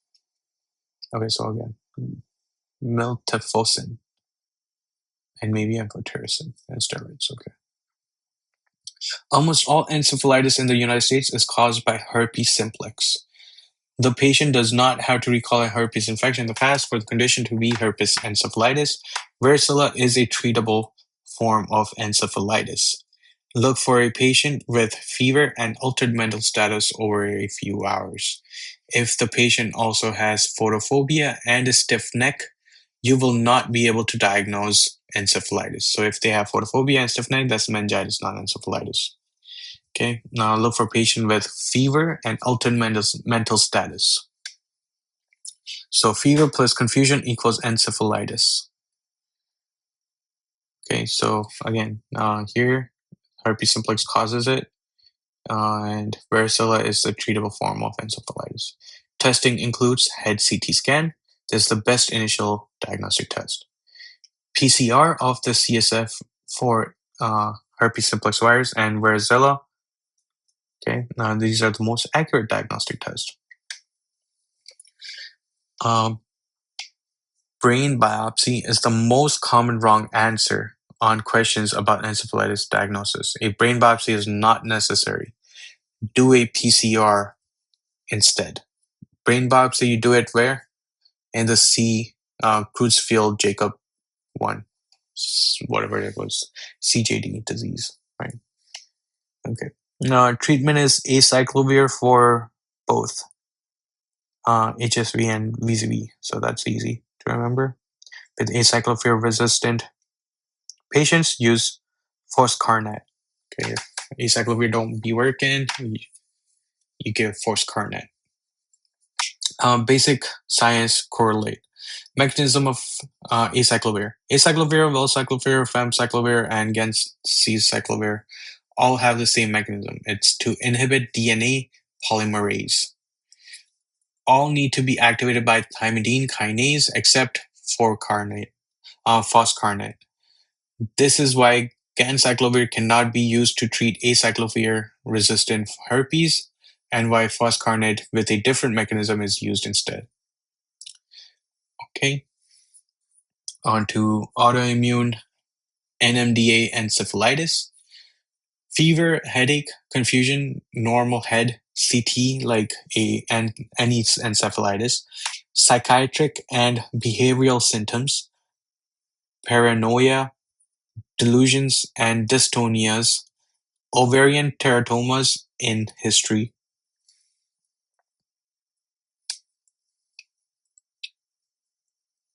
Ovarian teratomas in history, psychiatric and behavioral symptoms, paranoia, delusion, dystonias, fever, headache, confusion, normal head CT like any encephalitis. Okay. Diagnosed with specific antibodies in CSF, and treatment is IVIG, steroids, and removal of the teratoma. So if there's any mention of teratomas, you go to autoimmune encephalitis then. Because confusion and fever is already happening for this as well, the encephalitis. So now to further subtype it into autoimmune, you gotta look out for all this stuff, dystonias and stuff. Okay. And the treatment is steroids, IVIG, and removal of the teratoma. Brain abscess. Okay, so if it's a female, then we might want to do a ultrasound to look for the teratoma before we do that. I'm thinking. Or you can diagnose with specific antibodies and CSO2. So there's that. Okay. Brain abscess. A brain abscess presents with fever, headache, and focal neurological deficits. CT scan reveals a ring or contrast enhancing lesion. Contrast ring enhancement basically means infection or cancer. Bacterial abscess often spread from local infection, that is otitis, sinusitis, or mastitis, into the brain. Get a biopsy to be certain what you're treating, because bacterial brain abscess is often polymicrobial. Okay, so it kind of looks like the toxoplasmosis, but this is uh, break in contrast. It means infection, but it has a, I forget what the difference is. In toxoplasma, I believe there are multiple rings, not just singular, and here it's singular, and there will be history. Right? So polymicrobial, like 30% staph, 30% gram-negative, 60% anaerobes, and 30% strep. Consider HIV status in the context of a brain abscess as follows. HIV negative, brain biopsy is the best next step. Ceftriaxone, vancomycin, and metronidazole while awaiting culture results. Cef, van, and metro. If HIV positive, treat the toxoplasmosis with pyrimethamine or etivacone and sulfadazine 2 weeks and repeat head CT. So if they are HIV positive, then you treat for toxoplasmosis. Okay, we shall do that with pyrimethamine or etivacone or sulfadazine, sorry, not or. And you do it for 2 weeks and repeat head CT to see if it reduced or disappeared. Okay, progressive PML or progressive multifocal leukoencephalopathy. These brain lesions in HIV positive patients are not associated with ring enhancement or mass effect. Look for HIV or alpha integrin inhibitors, for example, natalizumab, in the history. There is no specific treatment. Treat HIV and raise the CD4. When HIV is improved, the lesions will disappear. Okay, so again, these brain lesions in HIV positive patients are not associated with ring enhancement or mass effect per se. Look for HIV or alpha integrin inhibitor like natalizumab in the history. There is no specific treatment. Treat HIV and raise the CD4. That's the goal. When HIV is improved, the lesions will disappear on their own. Neurocysticercosis. Look for patients from Mexico with a seizure. Head CT shows multiple 1 centimeter cystic lesions. Okay, so 1 centimeter cystic lesions. Over time, the lesions calcify. Confirm diagnosis with serology.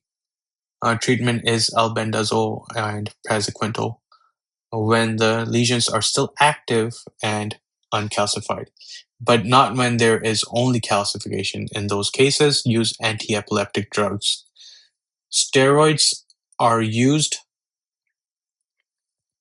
to prevent a reaction to dying parasites. Okay, so lesions active and uncalcified. Okay.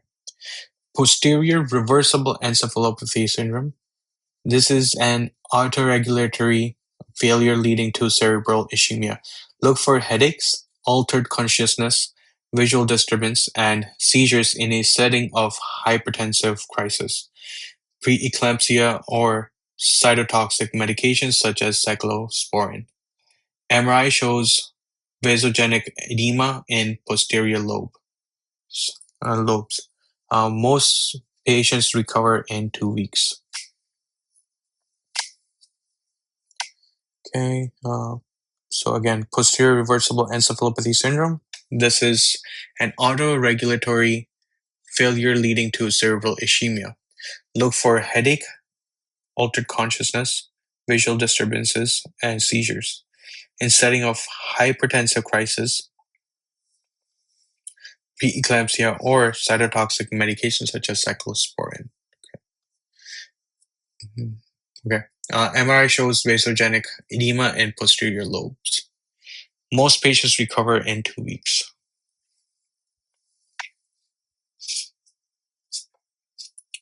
Okay, on to head trauma.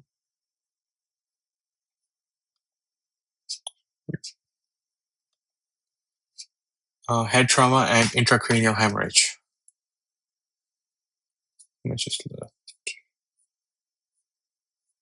okay, almost done. Or not.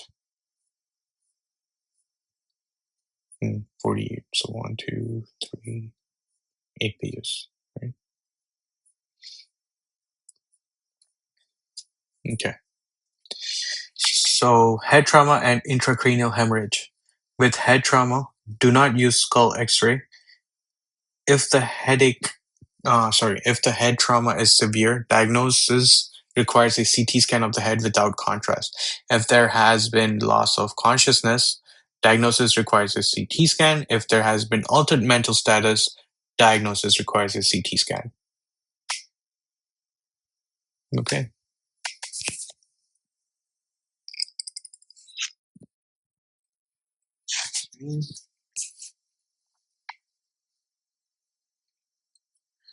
Okay, so concussion, contusion, subdural hematoma, and epidural hematoma. This is the epic one that pushes stuff. Subdural hematoma, I forgot that one. Contusion and concussion. Okay, so focal deficits and focal deficit and head CT. In concussion, there are no focal deficits. Head CT is normal. In contusion, focal deficits are rare, and in head CT, you'll see ecchymosis. Okay, so this is contusion, cortical contusion. Those are ecchymosis, I guess. Okay. In subdural hematoma, there are focal head deficits or no, and it's the crescent-shaped one, right? The head CT, and this is the. Is this the no? Subdural is not the one that where there's like a presentation where it's bad and then they improve and then it's worse. I believe that's epidural. Okay, and then again for focal deficit for epidural, it's yes or no, and then lens-shaped collection, like that. Okay, subdural, crescent-shaped collection, we call that, and epidural is going to be like a balloon type. Okay. Treatment for head trauma is as follows: concussion, none. Now, in contusion, admit as inpatient, but most cases require no treatment. Subdural and epidural, large ones are drained, small ones are left alone to reabsorb on their own. Large intracranial hemorrhage with mass effect, decrease intracranial pressure with intubation and hyperventilation, decrease partial pressure of carbon dioxide to 28 to 32. Okay. Which will constrict cerebral blood pressures, blood vessels, sorry. Mannitol, osmotic diuretic to decrease intracranial pressure and surgical evacuation as well. Steroid do not help intracranial hemorrhage, so don't bother with those. Prophylaxis against stress ulcer in the form of PPIs is required for patients with any of the following conditions: head trauma, burns, endotracheal intubation with mechanical ventilation. Again, prophylaxis against stress ulcer in the form of PPIs, right? Because there was what's it called, the curling one, right? The curling ulcer is required for patients with any of the following conditions. Actually, let me look it up. Um,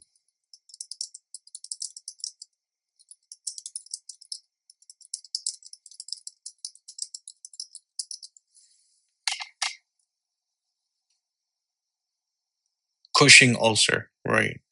Cushing. I remember it was C. Don't confuse with curling. Okay. That occurs after severe burns. See, they knew I wouldn't make this mistake. So Cushing is CNS injury, increase in acid, and curling is burn, which happens because of decreased blood flow. Okay.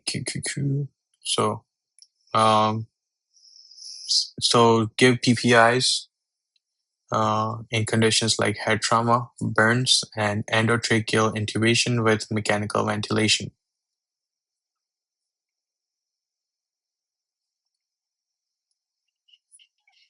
Okay. Subarachnoid hemorrhage.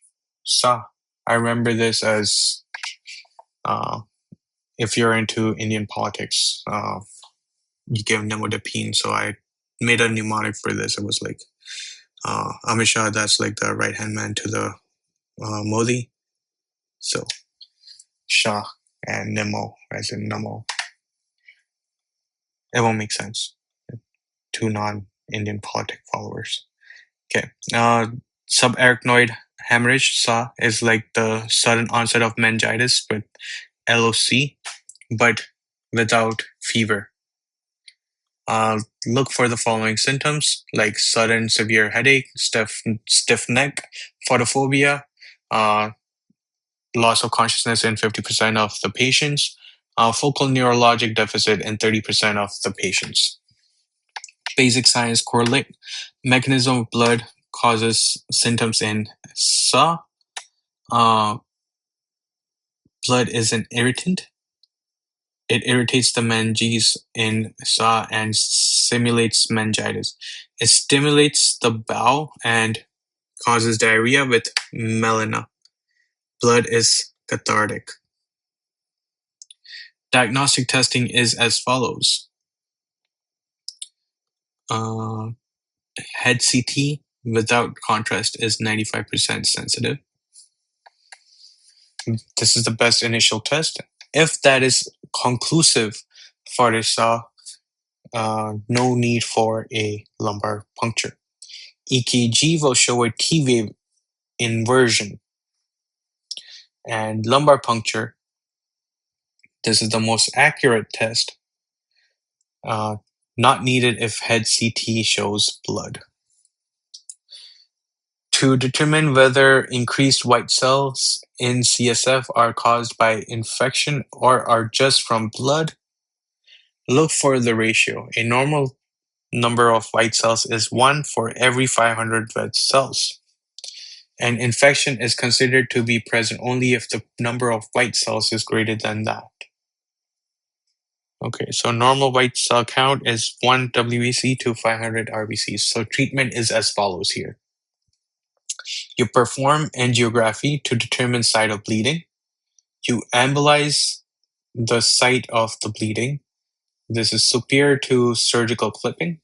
If hydrocephalus develops, insert a ventriculoperitoneal shunt and you prescribe nimodipine orally, the CCB, which prevents stroke. Okay. Prophylactic anti-epileptic drugs, or AEDs, have no clear benefit in SAW. When SAW occurs, an intense vasospasm can lead to a non-hemorrhagic stroke. You must embolize or clip the source of bleeding before it can rebleed. If it rebleeds, there is 50% chance that the patient will die. Note that non-bleeding, incidentally found aneurysms do not require treatment. Okay, so treatment here is you perform angiography, you embolize the site of the bleeding, surgical to the superior to the surgical clip. If hydrocephalus develops, you insert a ventriculoperitoneal shunt. So first you do angiography, you see where it is, then you clip it, you embolize it, and then if something develops like hydrocephalus, you can put a shunt there, and then you prescribe nimodipine orally. Okay. Spine disorder. Spine disorders. The table summarizes spine disorders and their symptoms. Lumbosacral strain. This is non-tender. Cord compression is tender. Epidural abscess is tender and fever. And spinal stenosis will give pain on walking downhill. Walking downhill, okay. Syringomyelia. How much time left? 27 minutes, okay.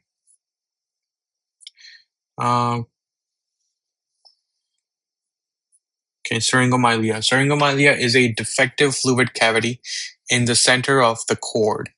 It is caused by trauma, tumor, or congenital problem. It presents with loss of sensation of pain and temperature in the upper extremities bilaterally in a cape-like distribution over the neck, shoulder, and both arms. So neck, shoulder, and both arms. Diagnostic testing is with an MRI. Treatment is surgical. Okay, so this is syringomyelia right there. Fluid cavity in the middle of the cord. So that thing right there. Okay. Cord compression. Metastatic cancer presses on the cord, resulting in pain and. Okay, hold on. So you do MRI and surgical treatment. Okay. Metastatic cancer presses on the cord, resulting in pain and tenderness of the spine. Lumbosacral strain does not give tenderness of the spine itself. Okay. So the pain is different. It's separate from the tenderness of the spine. Okay. Scan with MRI. The most accurate test is biopsy if the diagnosis is not clear from the history. Treatment depends on the cause. The most urgent step with cord compression is to reduce swelling with steroids. Spinal trauma can present with the same symptoms as cord compression. Bilateral lower extremity weakness, hyperreflexia, and possible bowel or bladder dysfunction. There's no singular effective treatment for spinal trauma. Steroids are possibly beneficial. Steroid use in spinal trauma is of unclear benefit. Okay, so you do MRI here as well, but the most accurate test is the biopsy if diagnosis is not clear from the history. And treatment depends on the cause. You can reduce swelling with steroids. Spinal epidural abscess. A spinal epidural abscess presents with back pain and tenderness and fever. Scan the spine with MRI. Give antibiotics against staphylococcus, such as oxacillin or nafacillin. Large accumulation requires surgical decompression.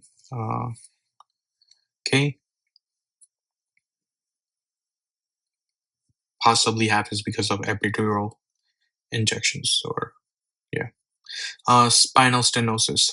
This condition presents with leg pain and on walking and can look like peripheral arterial disease. The pulse will be intact and the pain is worse upon walking downhill. When the patient is leaning backward, but improved when walking uphill. Okay. Diagnosis is with MRI and treatment with surgical decompression. So spinal stenosis, downhill hurts, uphill is good. Okay. So this is the one I believe with the shopping cart one. So when they're using a shopping cart, the symptoms feel better. Okay. Anterior spinal artery infarction. Excuse me. All sensation is lost except position and vibratory senses. Okay, so position and vibratory sense is retained, everything else is lost. Which travels down the posterior column. There is no specific treatment. Cool. Brown-Séquard syndrome. This is the messy one. Brown-Séquard results from traumatic injury to the spine, such as knife wound. The patient loses ipsilateral position, vibratory sense, and contralateral pain and temperature sense. Okay. So only this was ESA, and then other ones was this. Okay. So a 58-year-old woman with metastatic brain cancer. I'm trying to see what number you're on. Okay, you're on 44. 4 more pages.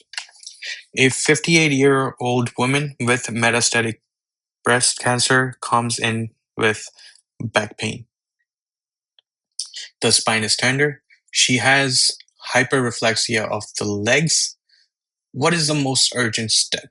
Is it X-ray, CT, MRI, biopsy, steroids, chemotherapy, or radiation? The answer is E, steroids. The most urgent step with cord compression is to relieve pressure on the cord with steroids. Imaging is done afterwards if the diagnosis of cord compression is clear, as it is in this case with pain, tenderness, and signs of hyperreflexia in the legs. Right, that's how you diagnose it as well. And so spinal trauma can present with same symptoms as cord compression, bilateral weakness, hyperreflexia, and dysfunction. Okay. All right, moving on to neuromuscular disorders. So ALS, amyotrophic lateral sclerosis. ALS is an idiopathic disorder of both upper and lower motor neurons. Upper motor neuron signs are hyperreflexia. Everything goes up. So hyperreflexia, upgoing toes on plantar reflex, spasticity increases, and there is weakness, of course. Lower motor neuron signs is everything down. So there's wasting, there's fasciculation, and weakness. Okay, now ALS is treated with riluzole.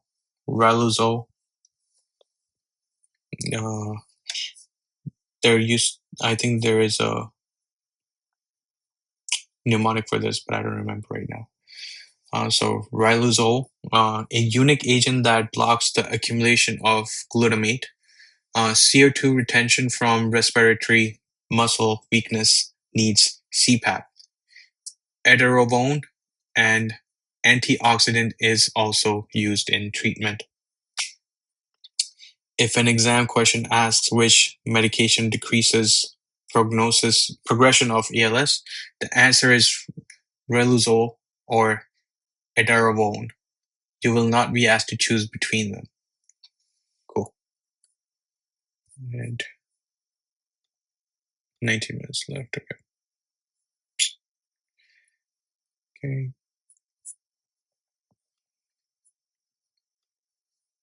Pseudobulbar effect.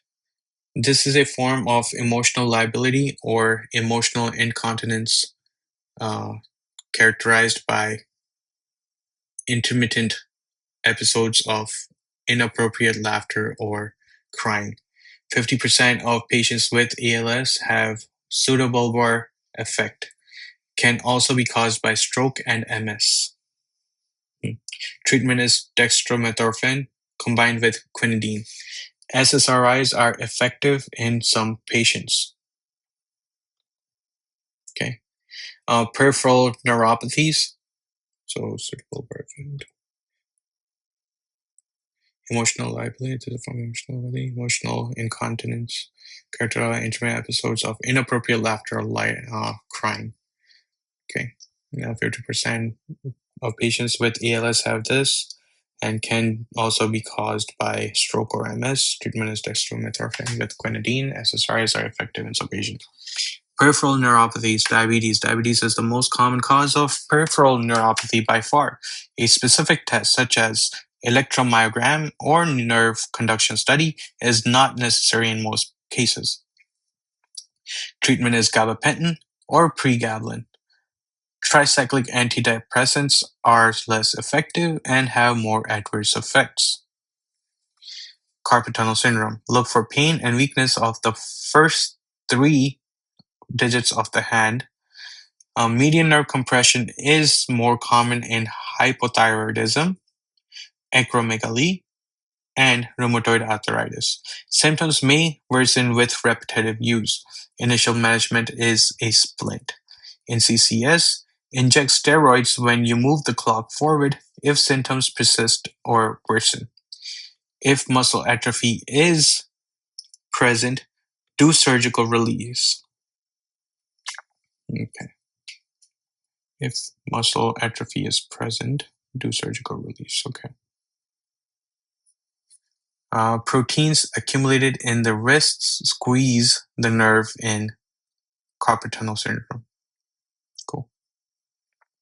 Radial nerve palsy, also known as Saturday night palsy. This results from falling asleep or passing out with pressure on the arm underneath the body or outstretched, perhaps draped over the back of the chair. Radial nerve palsy results in wrist drop. Peroneal nerve palsy. This results from high boots pressing on the back of the knee. It results in foot drop and the inability to evert the foot. May see high boots in the case. Treatment is not needed. This condition will resolve on its own. Trigeminal, fifth cranial nerve, neuralgia. Look for excruciating pain in the face with minor contact or touching of the tongue behind the teeth.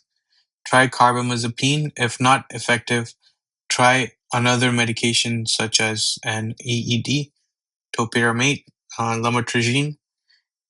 If 2 to 3 sets of medications do not work, use ablation methods such as glycerol injection or radiotherapy. Carbamazepine has the highest risk of hyponatremia. Bell's palsy, seventh cranial nerve. Now, Bell's palsy results in hemifacial paralysis of both the upper and lower half of the face. There is also loss of taste on the anterior 2/3 of the tongue, hyperacusis, and the inability to close the affected eye. Hyperacusis results in the inability to control the stapedius muscles of the middle ear, which acts as kind of shock absorber for sounds. Bell palsy is believed to result from viral infection. Treatment is steroids. Routine acyclovir does not help. Okay. So let's do a quick review. This, wrist drop, peroneal, high boots, trigeminal. Look for excruciating face. Try carbamazepine. If not, then you can try other AED like topiramate or lamotrigine, anti-epileptic drugs, right? If 2 or 3 sets of medication does not work, use ablation, such as glycerol injection or radiotherapy. Carbamazepine has the highest risk of hyponatremia. Gotta remember that. Carbamazepine carbs the sodium. Okay. And Bell's palsy. Bell's palsy, you know what that looks like. There's loss of taste, hyperacusis, inability to close the eye. Okay. Treatment is steroids. Okay, and it is believed to be due to viral infection. Complex regional pain syndrome, reflex sympathetic dystrophy. Complex regional pain syndrome is seen in patients who have previous injury to the extremity, light touch, as in a bed sheet touching the bed foot. Interesting. So complex regional pain syndrome is seen in patients who have previous injury to the extremity. Light touch, as in bedsheet touching the foot, results in extreme pain that is burning in quality. Bone abnormalities can be detected via bone scan. Treat with NSAIDs, gabapentin, and occasionally nerve block. Surgical sympathectomy, oh my god, surgical sympathectomy may be necessary. Restless leg syndrome. Restless leg syndrome is associated with iron deficiency. It is often identified when the bed partner comes in and complaining of pain and bruises in the legs. The patient experiences an uncomfortable feeling in the leg, which is relieved by movement.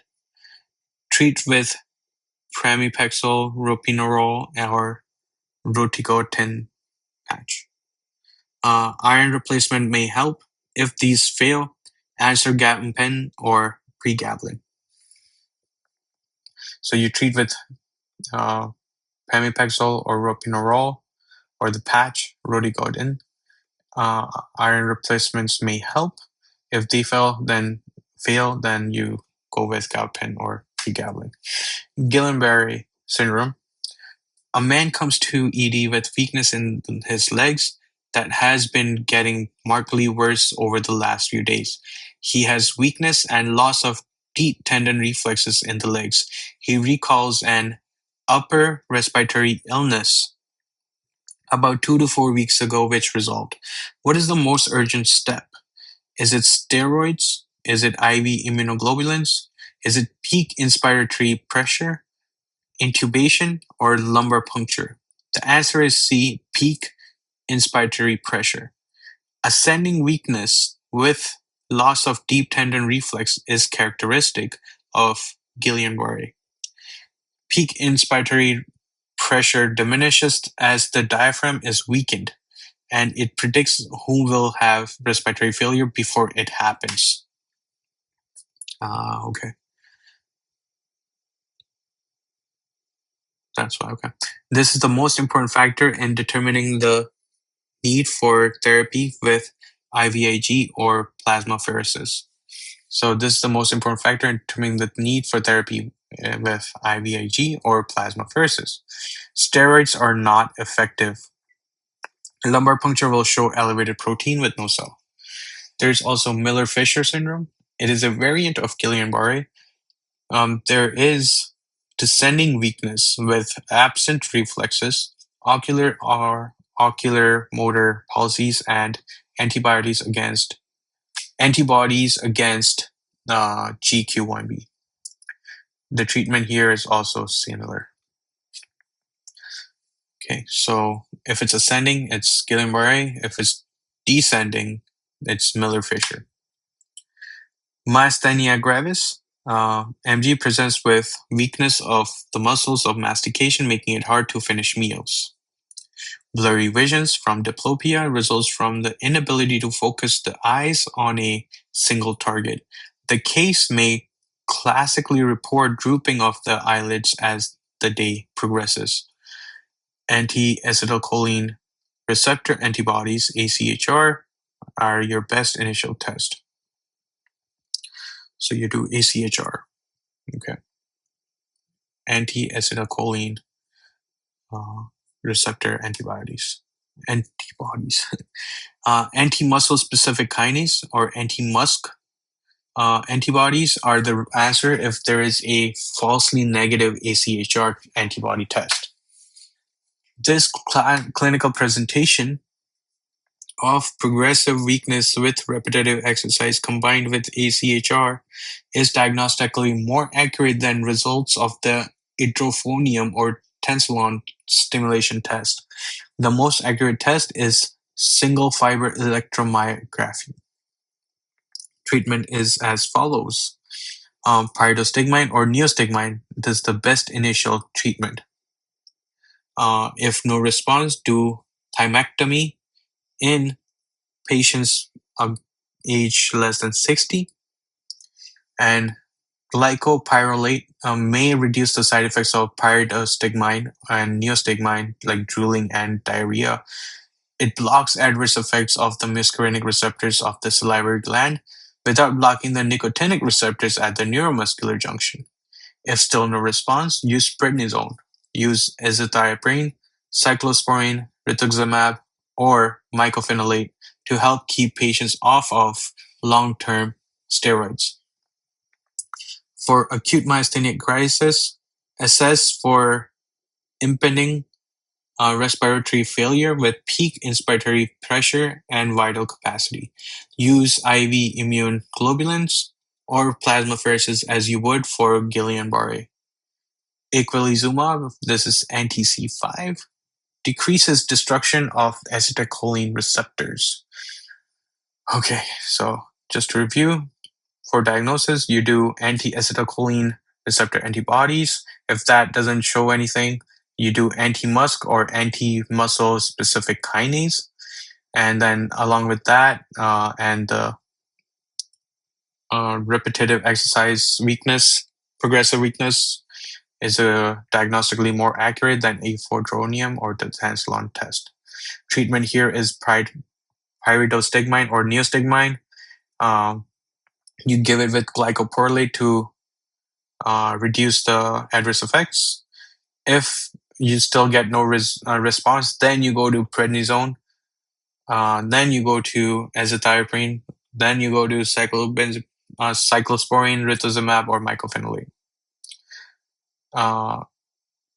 to help keep patient off of long-term steroids. Okay. For acute myasthenic crisis, you use IVIG or plasmapheresis as you would for Guillain-Barré. Equalizumab decreases destruction of the receptors, acetylcholine receptors. Okay, rituximab and equalizumab only works in those with antibodies against acetylcholine receptors. So basic science correlate, mechanism of azathioprine, cyclosporine and azathioprine inhibit the immune system. They decrease the function of T cells, which control cellular immunity such as organ transplant rejection. The drugs do not decrease T cell numbers, just the function. Lambert-Eaton myasthenic syndrome or LEMS. This is weakness improved by repetitive movement. Hyporeflexia is there. Test for anti-voltage gated calcium channel antibodies. Okay. Lung cancer in 50% there, and treatment is amifenpridine or delfenpridine. Amifenpridine, okay, and delfenpridine. Okay, and that's it. We're done.